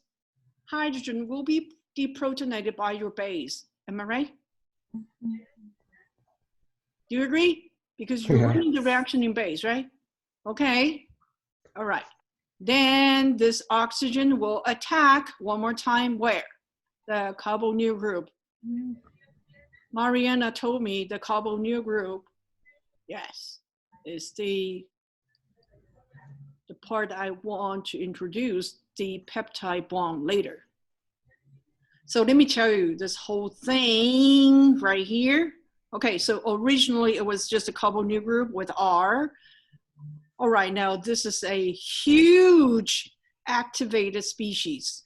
Am I right? Can you make a big circle right here? Miss Jean, it was activated by this. And then super, super excited with your additives. Okay, super excited now.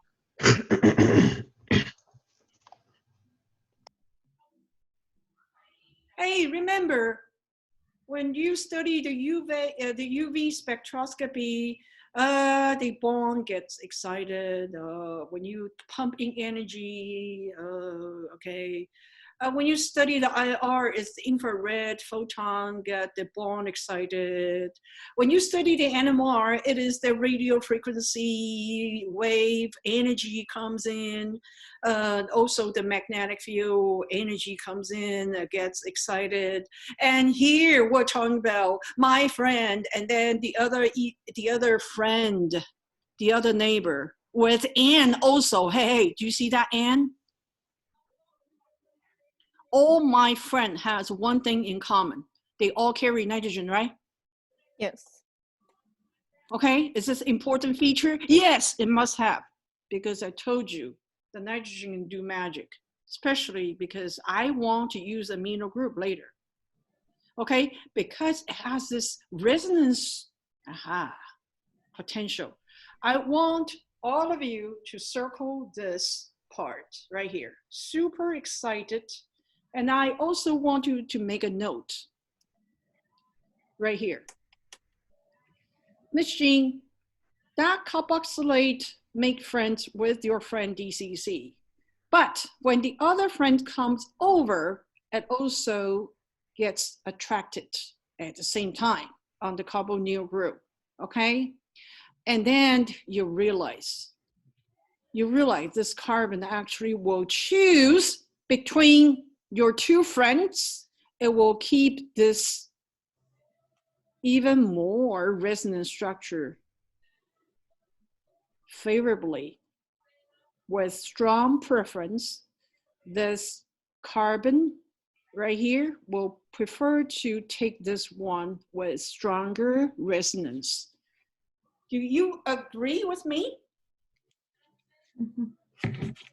How do you like the story? It is true, okay? You cannot argue with fact because we're presenting to you. This is what happened, okay? Your first friend, DCC, is wonderful, but the second friend we realize is even more, is even prettier than the first friend. And your carbonyl group decide to keep the second, more beautiful friend because it has stronger nitrogen here with stronger reference, stronger resonance. How do you like it? And so guess what? This group is capable of receiving amino group at room temperature and proceed to create a new peptide bond. Right here. Right here. Because this resonance structure can leave, no problem. I can be stable as, you know, to myself with resonance structure, I can leave. When you introduce the amino group, I can tell you, this is probably energy releasing process with this new bond right here created. It must be some energy release, making it even more stable than before. At the same time, split off fragments that has this internal resonance structure. So the whole strategy is very, very, very simple. Okay, you have to find a good coupling agent capable of showing affinity to the carbonyl carbon. Okay, it has resonance structure. Okay, it has this nitrogen willing to do delocalization with you thanks to this lone pair, and then capable to leave. Okay, I want you to see this part again. So when this happened, from this big, weird, excited species to this part, what happened? Fragmentation occurred, am I right? One living group is created. And what do I call that? I call this the high class urea. Did I say that? Remember I called this Yeah, you the said high that. class? Did I say this is the high class urea? This is Yeah. a stable living group, okay? Because urea is a stable living group.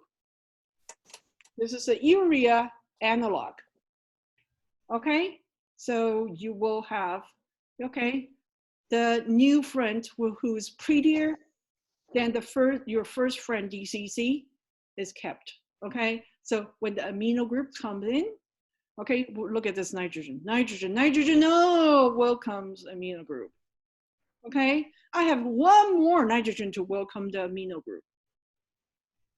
So I can create a double bond. At the same time, the HOBT is released. So let me tell you, this HOBT is a catalyst because it gets regenerated.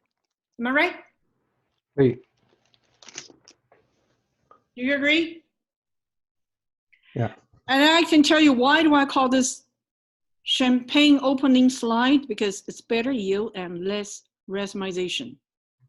I can tell you when this reaction work was, you know, my second friend introduced as a spice, my goodness, they opened champagne.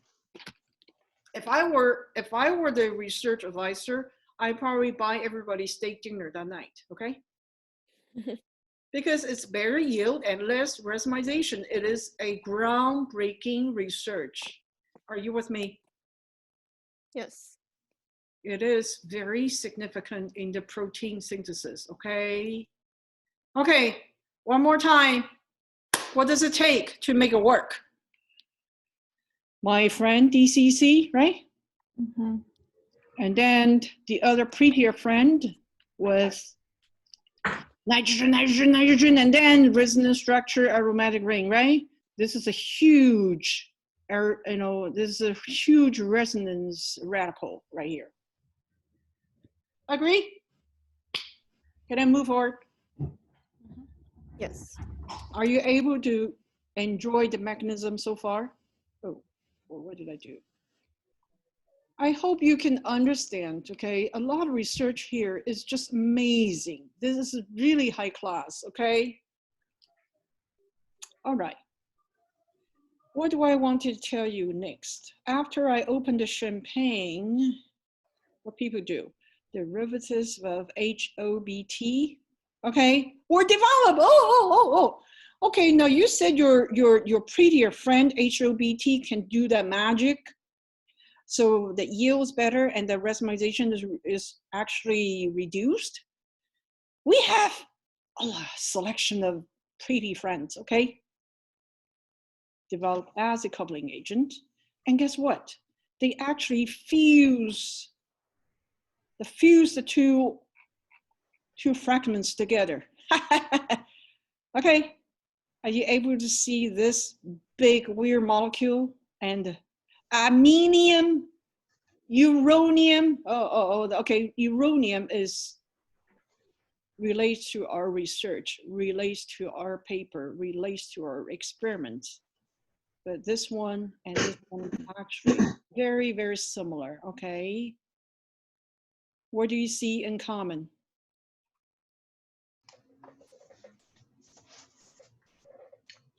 Say it again. Do you see them in common? Mm. They have a similar structure. They have the same base. Sure. Their base is the same. The base is the same. But can I tell you, this part, very similar to my friend DCC. Do you see that? Hmm. Do you see that? Yeah. Is it similar to my friend DCC?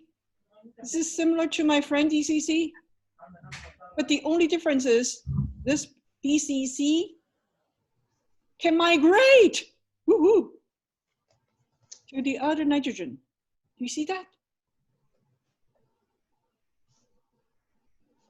migrate. Am I right? This whole fragment right here migrates to another nitrogen. Yes. Okay. But anyway, we give them a name. Aminium. If you have an OH, then you call that HOBT.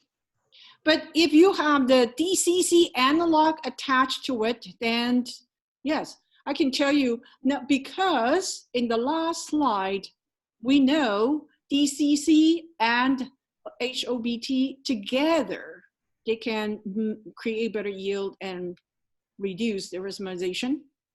Why don't we just create this big weird molecule having this HOBT and then DCC's analog fused together? Aha. This is what the chemists are doing, okay? Why organic chemists are amazing? I can tell you, because they create things. Okay, since you said that your two friends work together can create better world, why don't we just make them a one entity? Okay? And so it has a big weird name called uranium. Once you have that isomer, it moves. Okay, this DC part actually can move back and forth. We call this the tautomer. Yes, official term is tautomer. These two actually are present, convert to each other back and forth. We call it tautomer. Okay? I didn't invent that, okay? Because aminium and uranium isomer, do you see this? Two tautomers form. They readily interconvert to each other. Okay, Miss Jane didn't create that lie, okay? This is true. Because the NMR signals will show you that. they change to each other, okay? And guess what? This will do the magic, okay? And I can tell you, this is leading to the research, high fashion research of peptide formation, peptide synthesis now. A lot of people are using different kind of R group and doing a whole bunch of research. Just want to see which one give you the least, or remember the dream coupling agent, which one can meet the standard of the dream coupling agent, okay? That's all. Okay, go ahead and read this big name, okay? And I want to alert you, whenever you see this IUM ending, aminium, uranium, okay? Follow me. Sodium, magnesium, rubidium, potassium, and what else? Radium, okay? They all have IUM ending, and they all carry cation property. Am I right? They are the plus charge, cation. IUM ending means it's cation. Okay?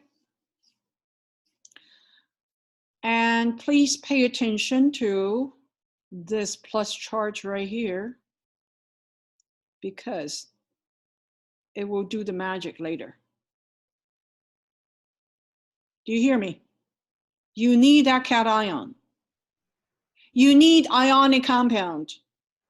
You want to add ionic compound into the reaction. Okay, Miss Jean, in the last slide, you put DCC and HOBT together and they did magic, okay? We are making a new species, fusing them together in one entity.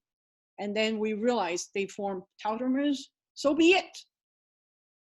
But we want to even create this cation here to make the reaction go for sure forward, okay?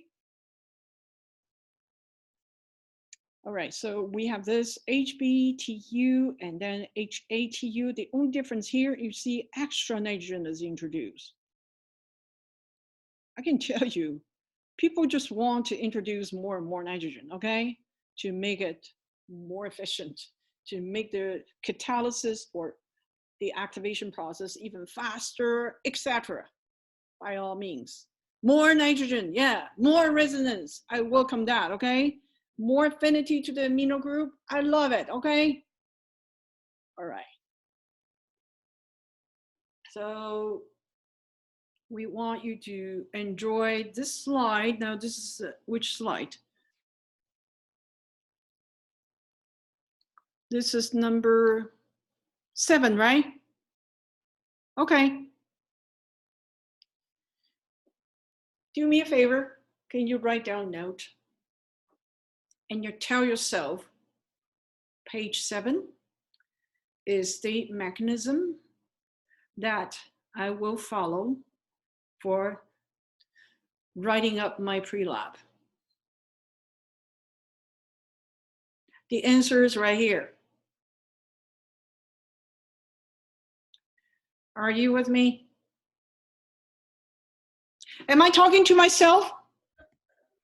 No, Are you with me? No. Yes. yeah, I'm just writing on my pre-lab right now. I'm making Okay. my notes. So this is the mechanism. This is the mechanism of your reaction 2. It's just a little bit different, okay? Minor difference. You should be able to handle it, okay? Ladies and gentlemen.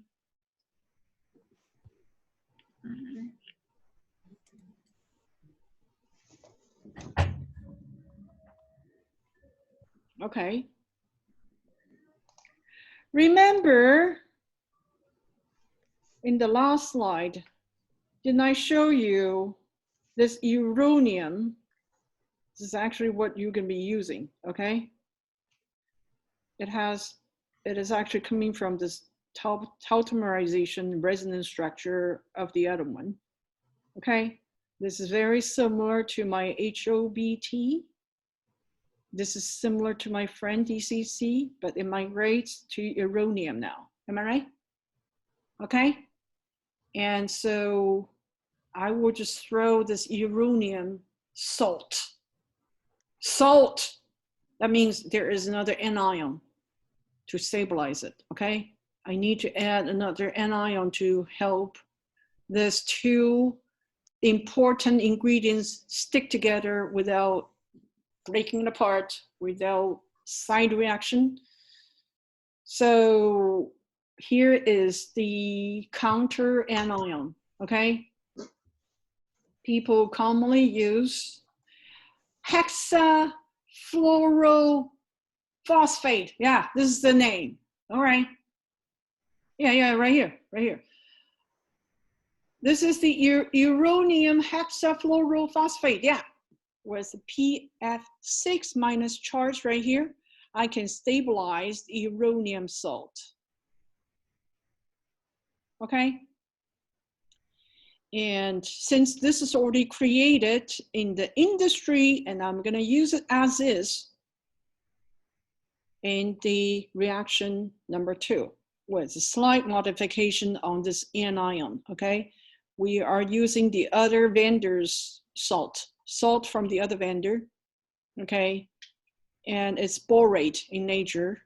Instead of phosphate, we're changing P to boro. And then you will see very similar reaction right here. Oh, I'm still showing HBTU. This is similar to your reaction 2. The only difference is this counter anion. So far, so good? Yeah. Okay. So remember, we already fused that two molecules together and make a cation out of it. And we found a anion to stabilize this magic compound called HBTU. The last U means uranium salt, okay? Whatever the name is doing the same thing as what Miss Jean was telling me about. Where is it from again? The RCOOH, what is that? This is carboxylic acid, right?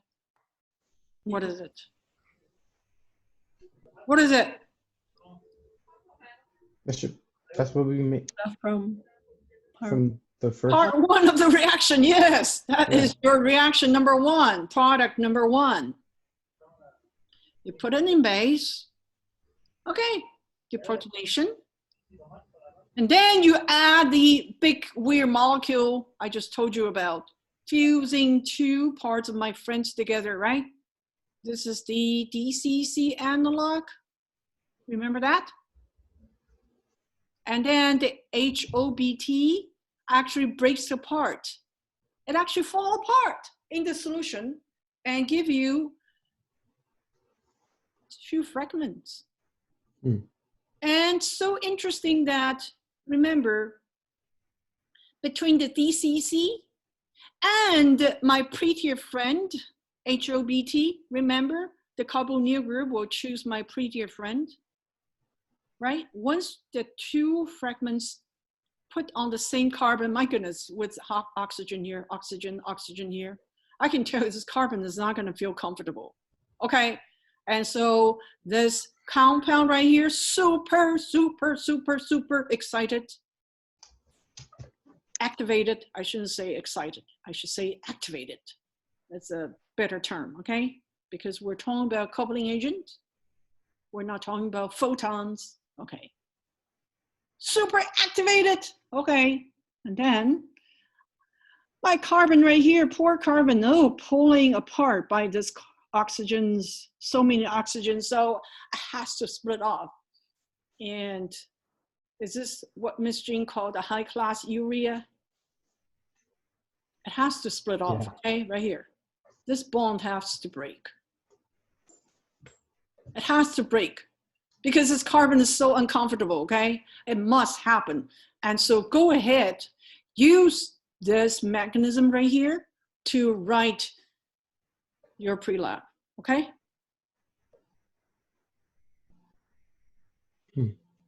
Yes. And that carbonyl group will choose to keep the more resonated structure coming from HOBT. And so HOBT part is being generated as a catalyst, regenerated. And so this is a catalyst part of that big weird molecule.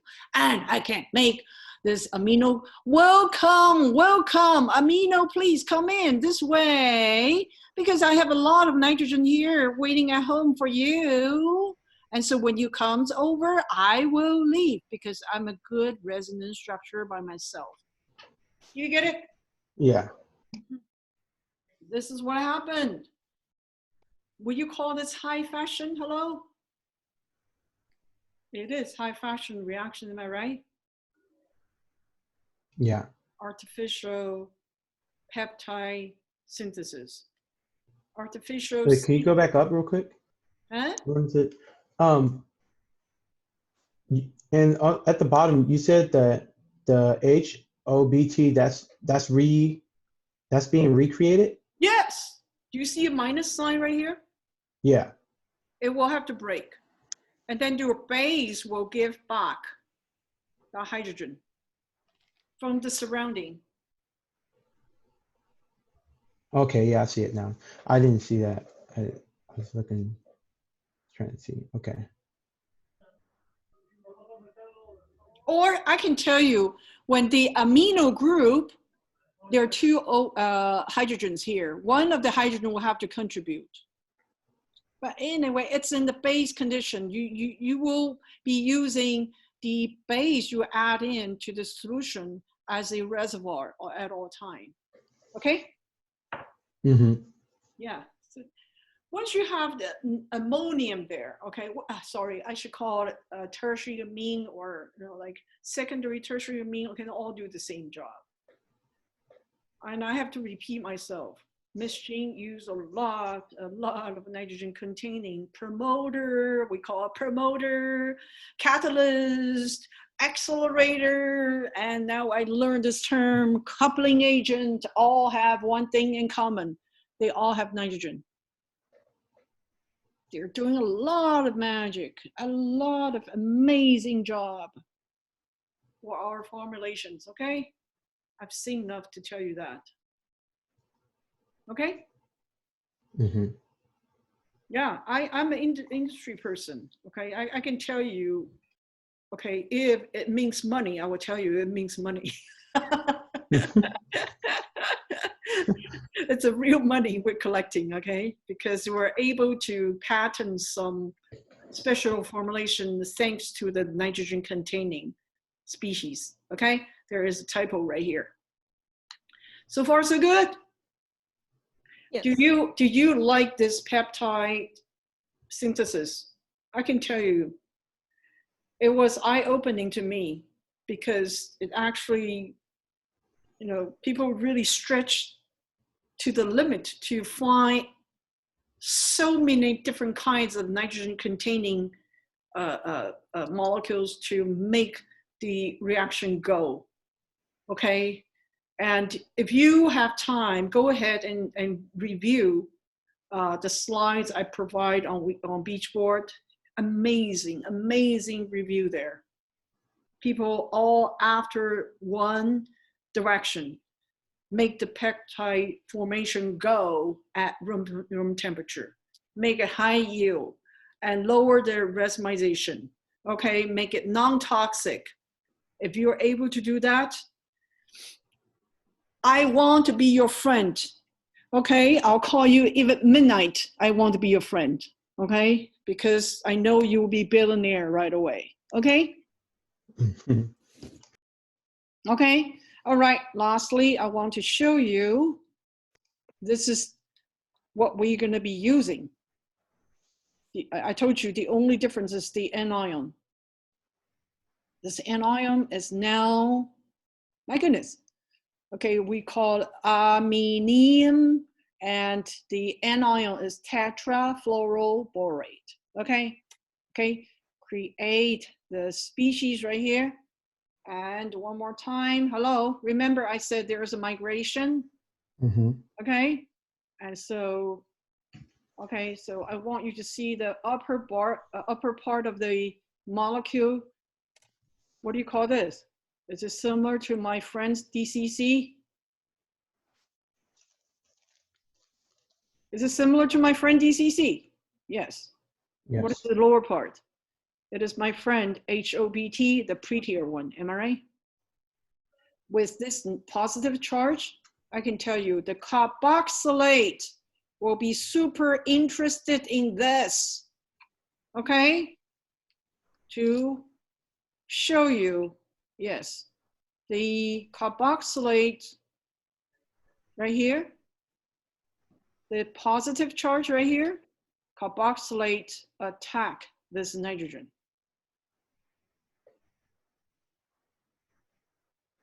Mm-hmm. Right? Yeah.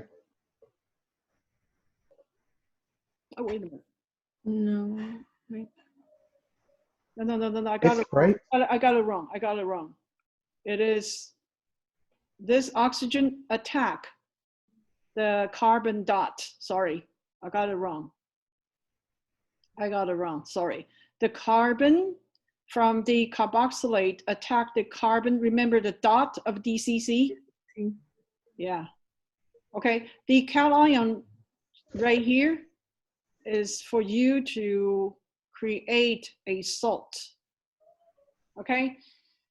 There are a whole bunch of organics chemists, okay, trying so hard to stabilize the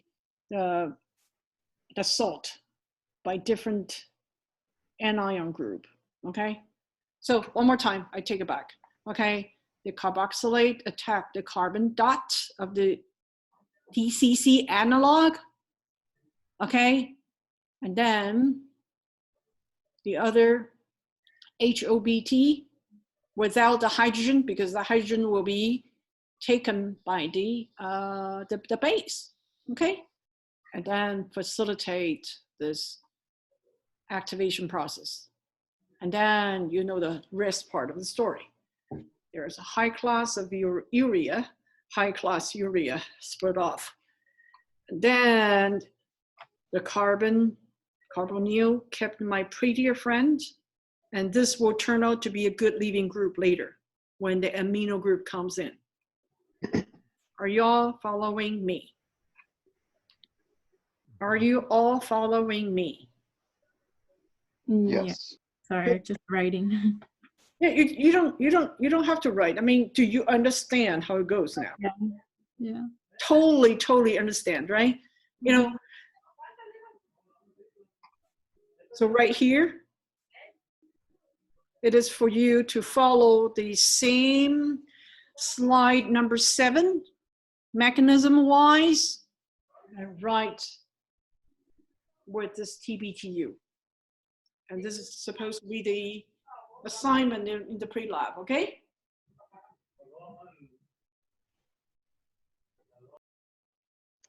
Yeah. Okay. All right. Any question at all?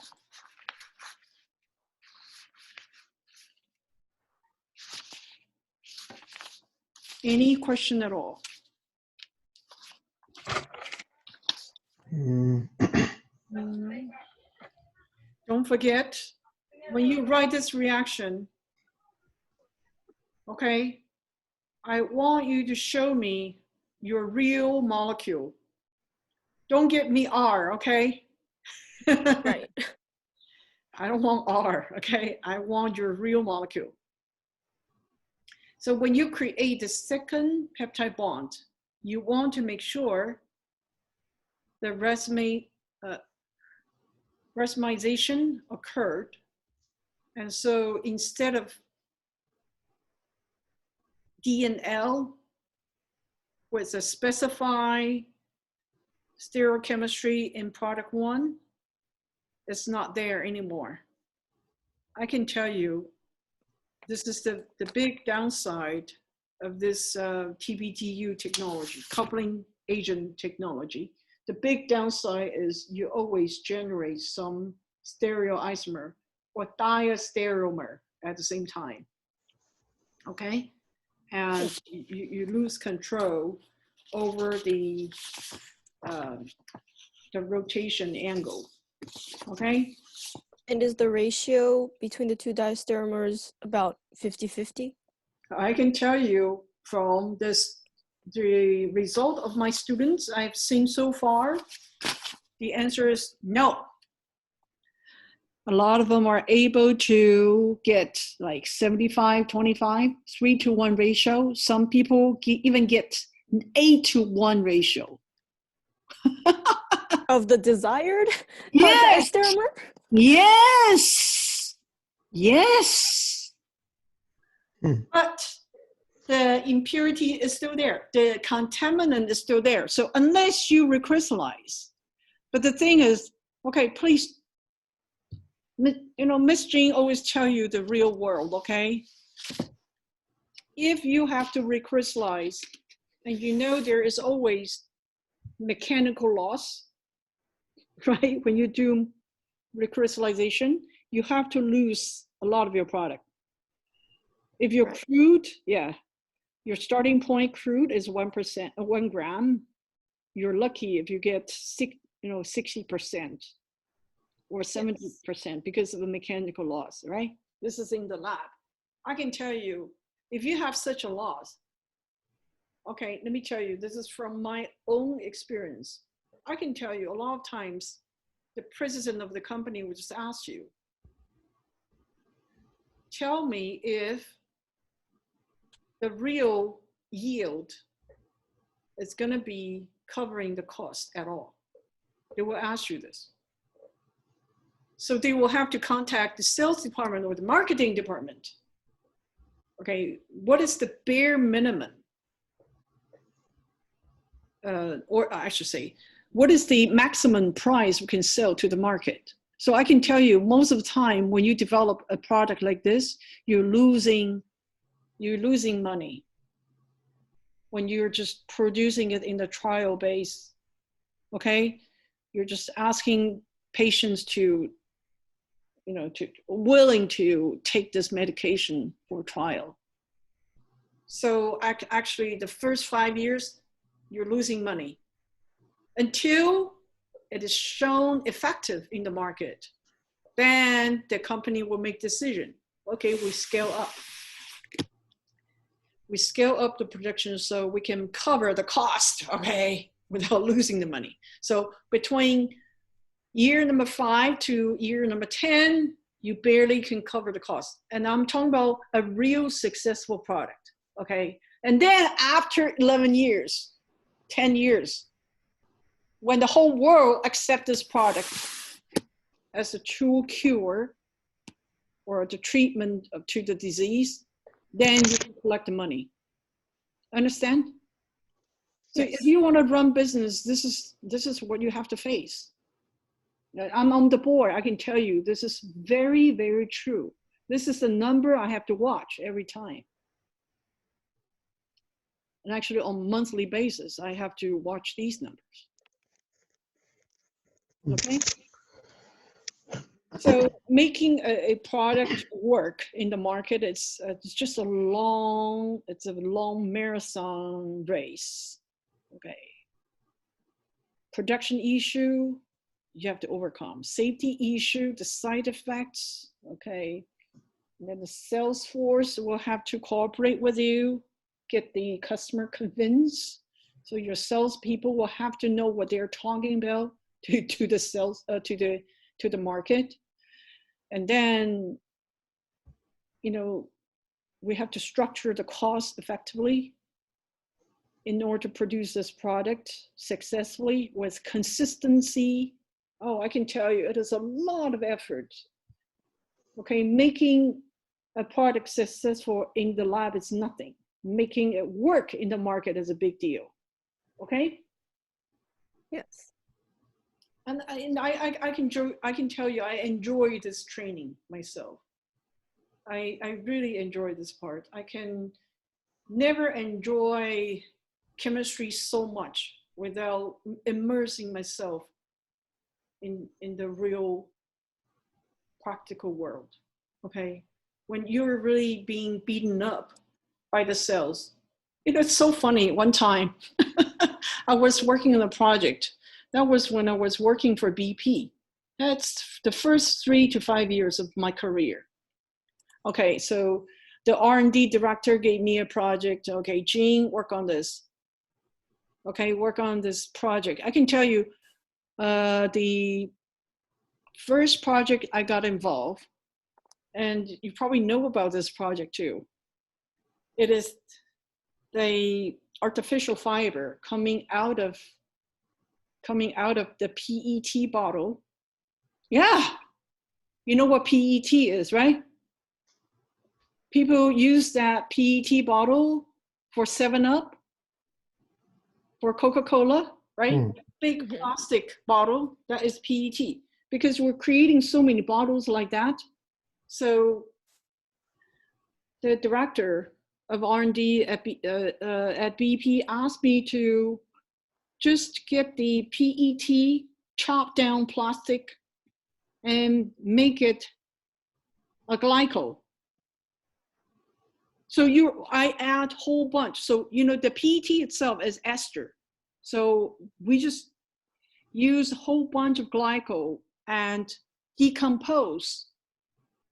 We use a whole bunch of alcohol to decompose the ester back to glycol structure.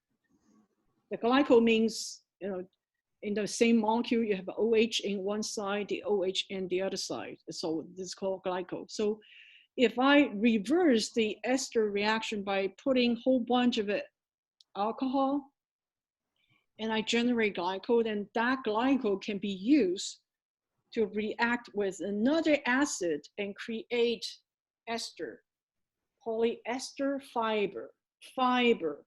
So I don't know whether you know this term called fleece in the market. Oh, are you wearing a fleece jacket? FLEECE.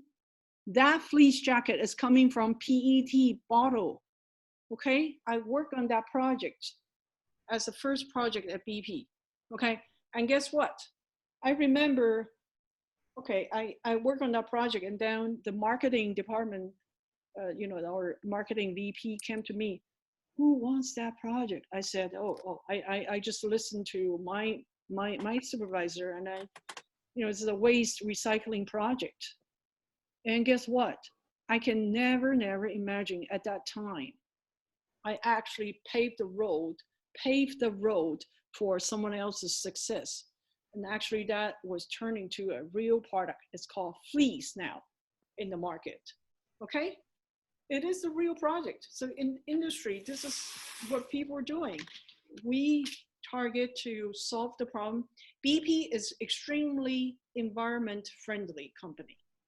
Okay, they care about the waste management, they care about the oil spill and all that, okay? And so they even talk about the BP stands for British Petroleum, but actually the logo, BP didn't change, but they use the slogan, BP means beyond petroleum. No joking, okay? So I'm very lucky. I was very lucky to be an employee at that time. And I just want to give you some flavor, okay? It is all money. It is all profit generation. It is all yield, okay? Does it work or not? Is this toxic, okay? How do you cover your project? How do you recuperate all the investment money in the R&D? This is the world of chemistry, the world of technology, okay? And I really enjoy that. But without this training, I would not be in where I am now, okay? So I really enjoy it. And so I hope you all enjoy this lecture so far. And I want all of you to start working on your pre-lab today. Okay, when your memory is still fresh, start writing it. Okay, I don't think you will have any problem writing the procedure, etc. Just write down in your own words. You write your reaction and write a balanced equation. Okay, write the mechanism. I don't think you have any problem. Okay, and by the way, there is a big word being mentioned right here. Guanidinium salt as a byproduct. I want all of you to look it up. Okay. It's actually in the slide I gave you in the file uploaded already on Beachboard. Okay, now this term is in one of the slides. Okay, but anyway, I think you should be able to find it. Okay, I want all of you to recognize, okay, in the flow chart, okay, if you get stuck, tell me what is bothering you on Thursday. Okay, so at 4 o'clock on Thursday, you should be able to turn in your pre-lab writing. Okay, we want you to figure out guanidinium yourself. Okay, it's, once you understand this mechanism, you understand how each species, what each species is playing in this important scheme. I think you should be able to answer the question, okay? I have a question. Yeah. I noticed that you didn't get a chance to grade our last pre-lab. I did. I finished. Really? Is it on the spreadsheet? Yeah, it's on the spreadsheet. Sheet number 2. I didn't see anything there. Oh, is there a second sheet to that? Oh yeah. Oh, then, okay, never mind then. I didn't see it. I didn't see Sheet it there. 1 is report, sheet 2 is pre-lab. Oh, I see. Yeah, but there's no grades on it. It's just, Are you serious? Because Yeah. I finished everything. It just says notebook, and there's nothing there. Like Let me see. for section 2, right? Like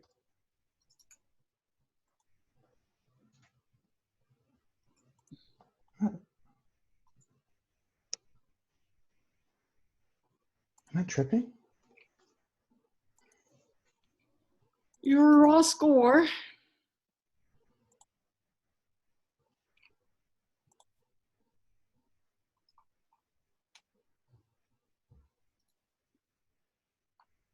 You have to download it, okay? Download. Okay, let's see. Now this is a report, okay? So go ahead and download. All right, I downloaded it. I'm gonna open it up and see. Yeah.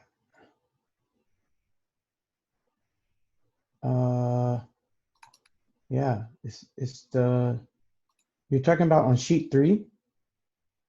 Maybe sheet 3 or sheet 2, I don't remember. Yeah, but there's no points there. Like there's nothing. It's On just sheet empty. 2, I see it. On sheet 2? Mhm. I Yeah. don't see it. The pre-lab right up, right here.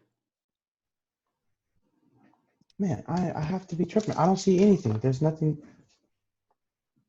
That's impossible. If Curry No, can see it.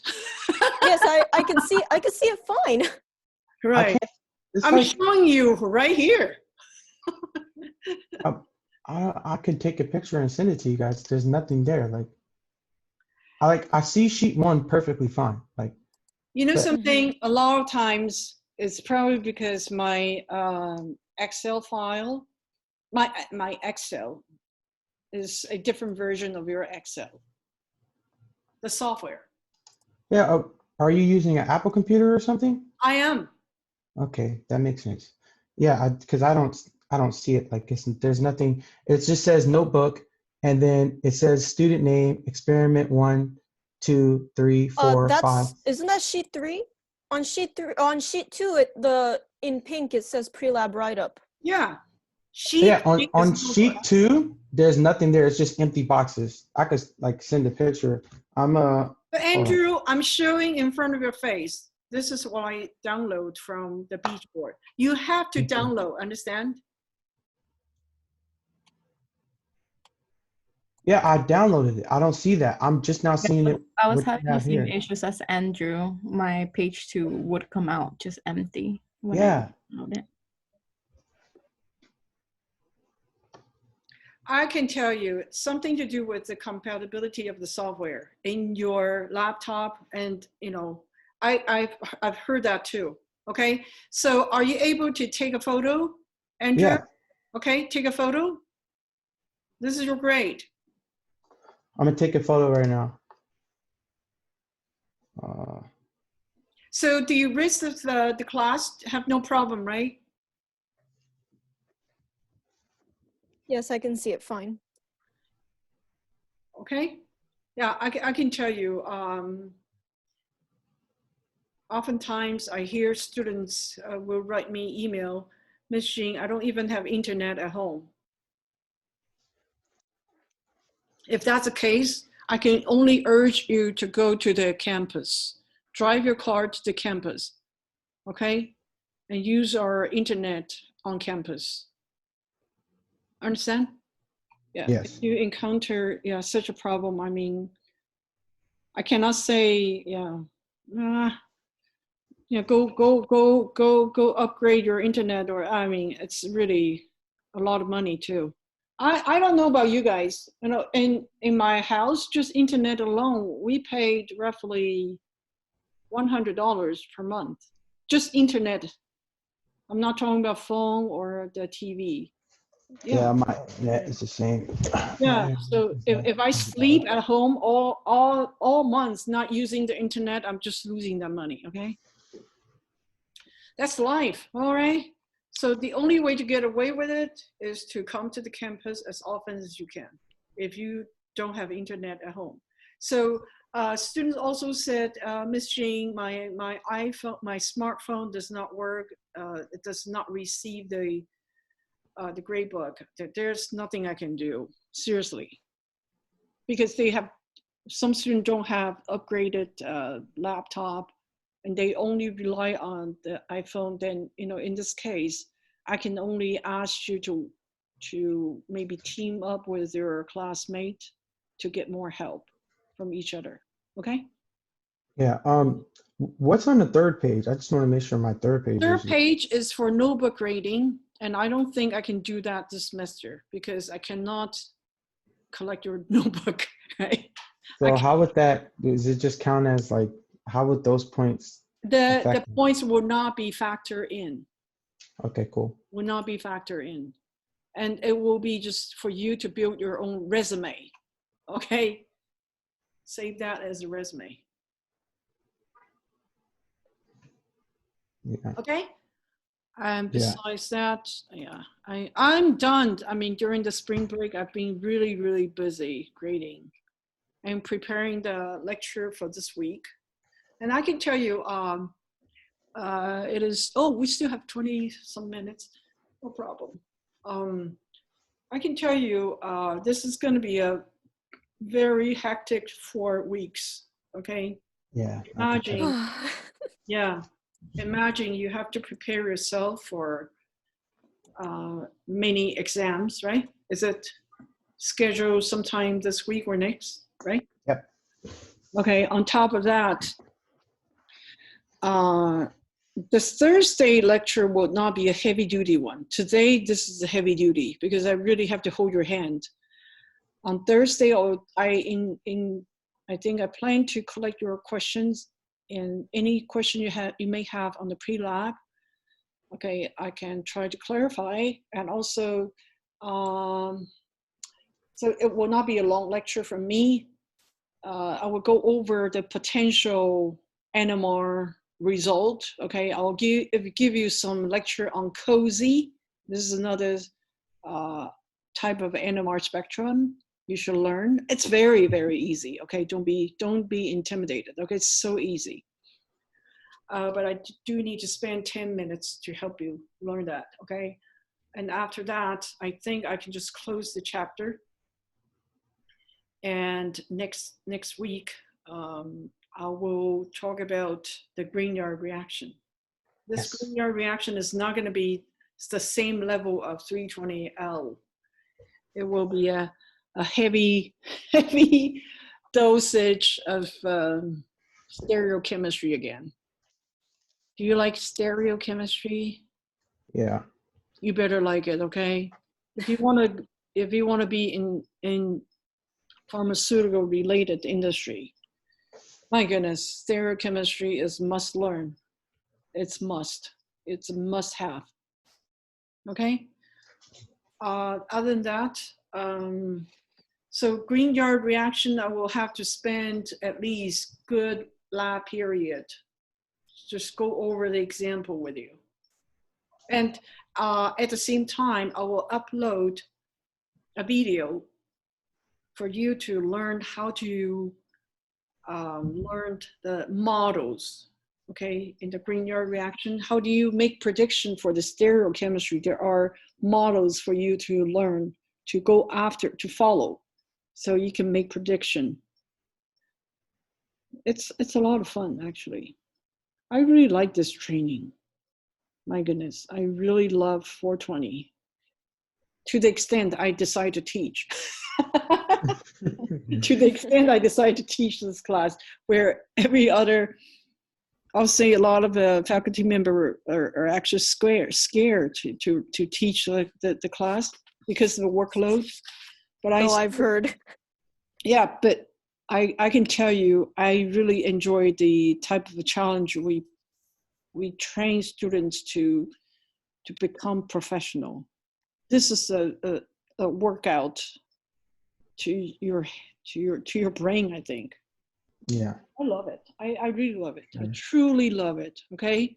So I welcome you to ask questions on Thursday. Okay. You want to get going today in order to ask good questions on Thursday. Understand?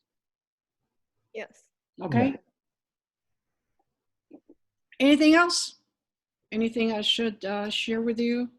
Oh, let me share with you. Okay, reaction 1. Okay, at all time, we're talking about activate this group, right? Okay. And I want to tell you in the first reaction, the stereochemistry conserve. How many times I said that? If you have a D starting point, your end point is D. If your starting point is L, your end point is L. But for reaction 2, this is not the case at all. You lose control. Your starting point is D, your end point is D mixed with L, okay? But do you see this part is actually conserved? From the second amino group, this part is actually conserved. The first part, totally no control, okay? Not because your starting point is being D and L, so you're different here. You have no choice. The second part, okay, when this bond, new bond, where's the new bond? The new bond is right here, am I right? Yeah. You able, hey, can you give me a color pen right here? The highlighter, this is the new bond. When this new bond is formed, this hydrogen on the alpha position is doing the weird thing, remember, from top of the whiteboard and from the bottom of the whiteboard, the hydrogen is coming back to destroy the stereoselectivity here. Okay? I want you to know that. This is still for scientists to work on, okay? And unfortunately, if you use a base in this reaction, this is the destiny. Okay, so we ask students to do this, right? Collect your crew product, okay? Your crew product will have mixture of the 2 isomers. But after recrystallization, you will see only 1 product. Yeah, it works, okay? It is just the cost is too high when you do that, okay? Okay, and procedure-wise, this is the part 2. You need flame dry. Where do I see the flame dry?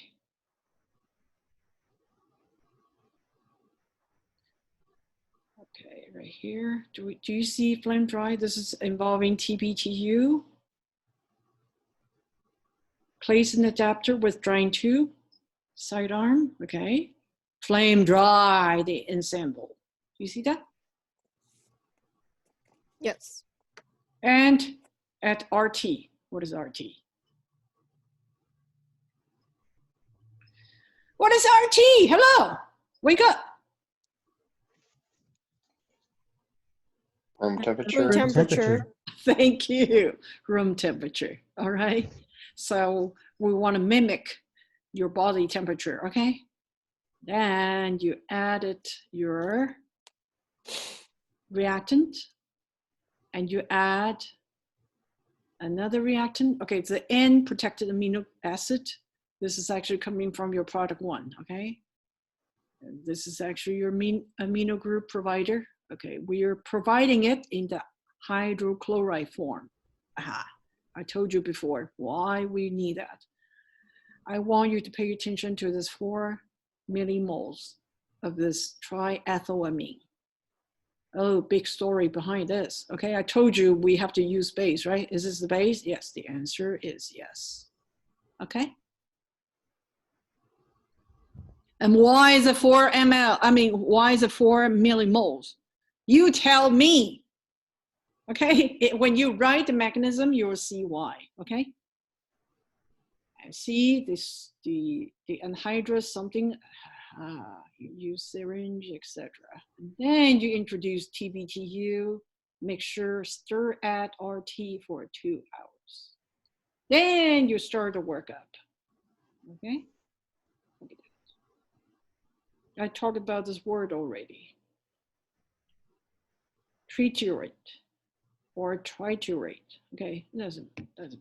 Okay, recrystallization. Yeah, go ahead. Okay, and you collect the crude. Yeah. And then you recrystallize. Okay.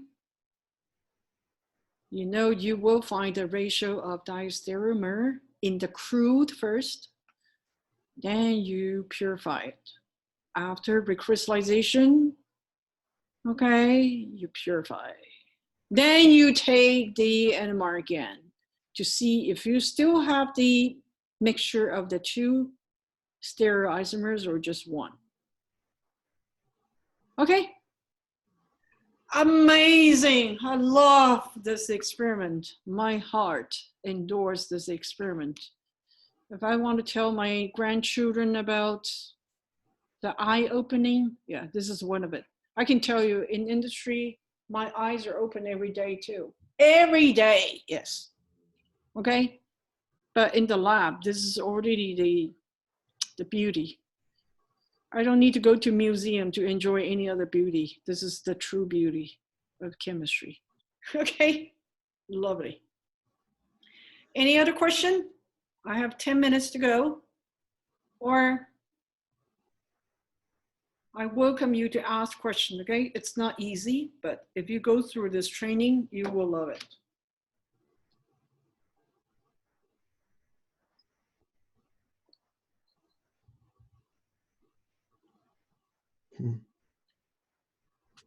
Okay. Did you highlight all the important things when I lecture? Yes. Yes. Use color, okay? Yes. And so next time I'll talk about the NMR, okay? I'll talk about COSY, okay? I'll talk about maybe more issues along with the workup, whatever. I know I prepared to answer a question. I have to make sure students are willing to make effort too. I don't want to feed at all time. Look at this L, L, and DL. Okay? You are producing stereoisomers. This is the finished point. You will have mixture of the two in the crude, okay? All right, anything else? So are we only taking the NMR of the crude and not the specific rotation? You go ahead and take a look what we asked you to do in the crude. See? From the crude, what do you do with it? If you take melting point, if you Obtain take NMR. melting point, what do you expect to see? We already give you this. Lower than expected? Yes, it will be much lower, okay? Much lower than either one, if it is crude.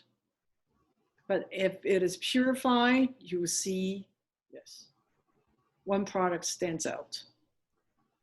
Okay? It happened to my student, I'll say, more than half of my students were able to produce the desirable result. I was quite proud of them. Yeah, you know, students are amazing. They have great potential.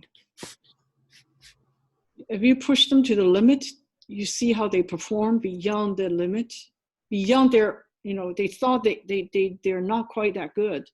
But at the end, they realize, Miss Jean, I think this is a good training. I remember one time the whole class came to me at the end of semester and they told me this training was so valuable. So I hope you feel the same way, okay? It's amazing. Okay, anything else?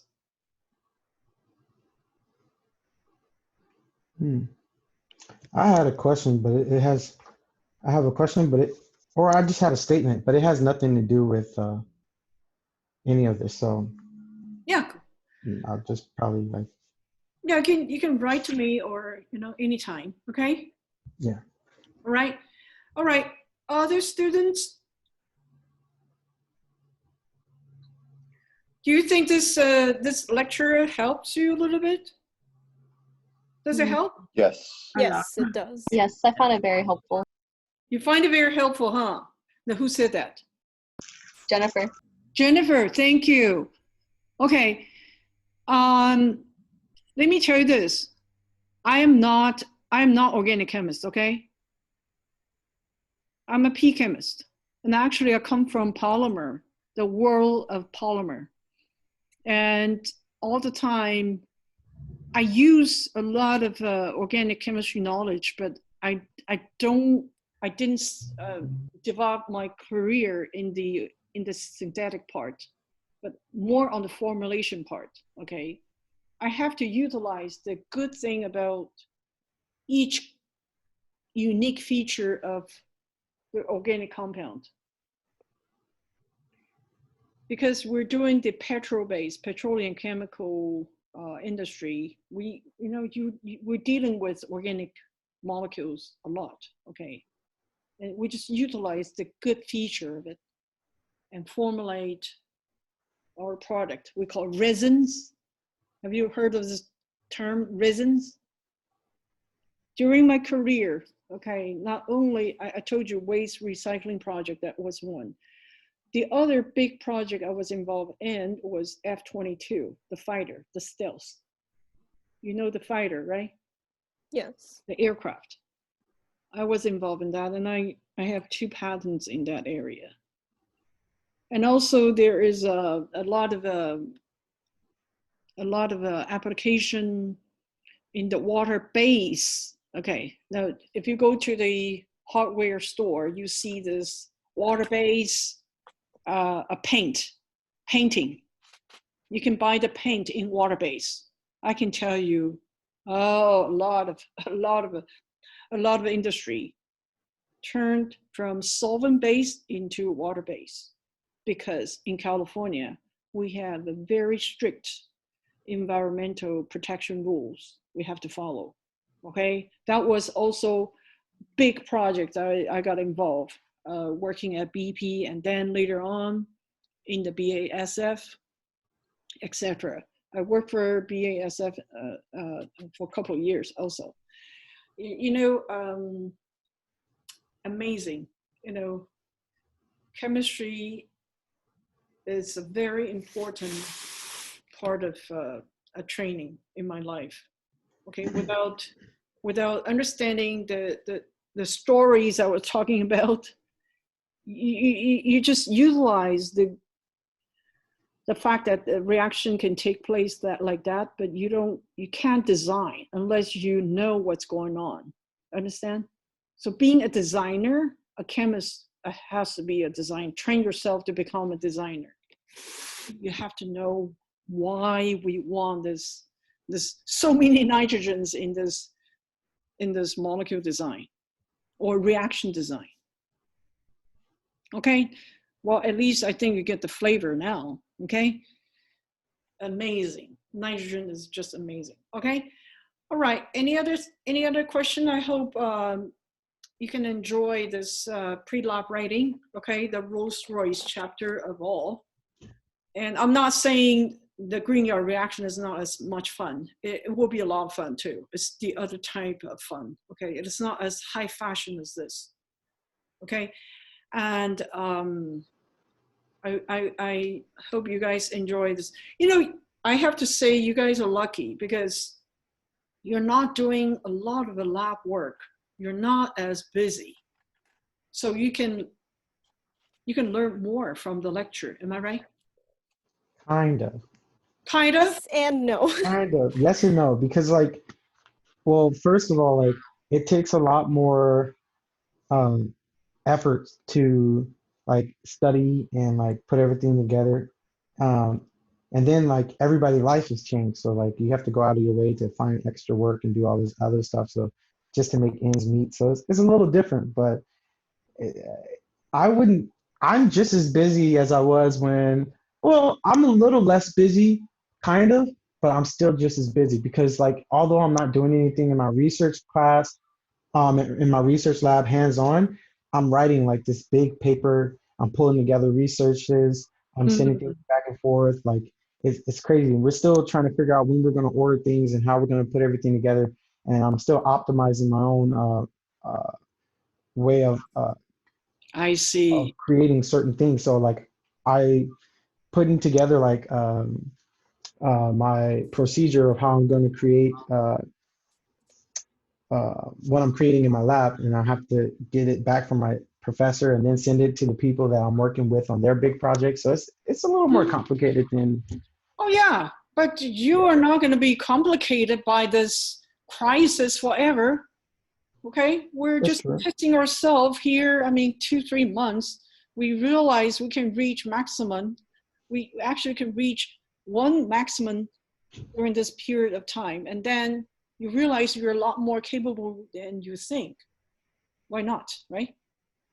And I can tell you, I don't know whether students talk about this as a joke or not. In the past, my 420 students always say, Ms. Jean, we wish you can lecture more.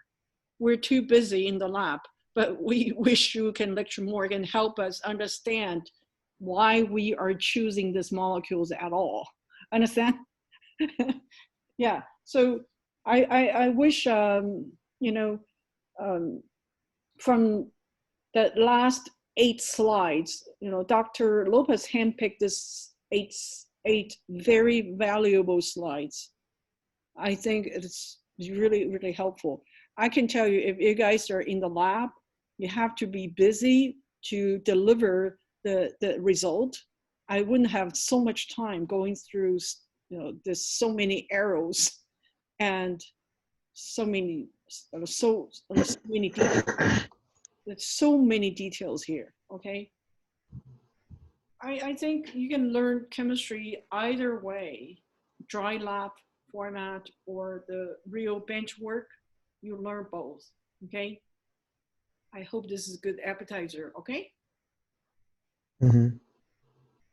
Okay, so if you have no more questions, I wish you good luck writing the pre-lab, okay? Prepare to ask a question on Thursday. Is that okay? Yes. Yes. Okay, and let me know in advance if you have you know, big questions that probably require my handwriting. Then if you write to me by email, I can get my material ready much better, because I don't have the equipment to write on the PowerPoint. Okay, I apologize for that. I mean, the department cannot give me anything in time. Okay, so I wish you can ask me question by writing it so I can help clarify. Okay? Yes. Okay, I'll see you on Thursday then. Okay, Yes. thank you. Yeah, Yeah. Okay. I'll just email you. okay, please. Yeah. Okay, all right. Okay. I'll chat All with right. you guys later and have fun. Bye. Thank Thank you. you, Have a nice Dr. day. Lee-Lin. Yeah, Thank you. have a good one. I Bye-bye. found that very helpful. Thank you. Thank you. I'd love to hear that.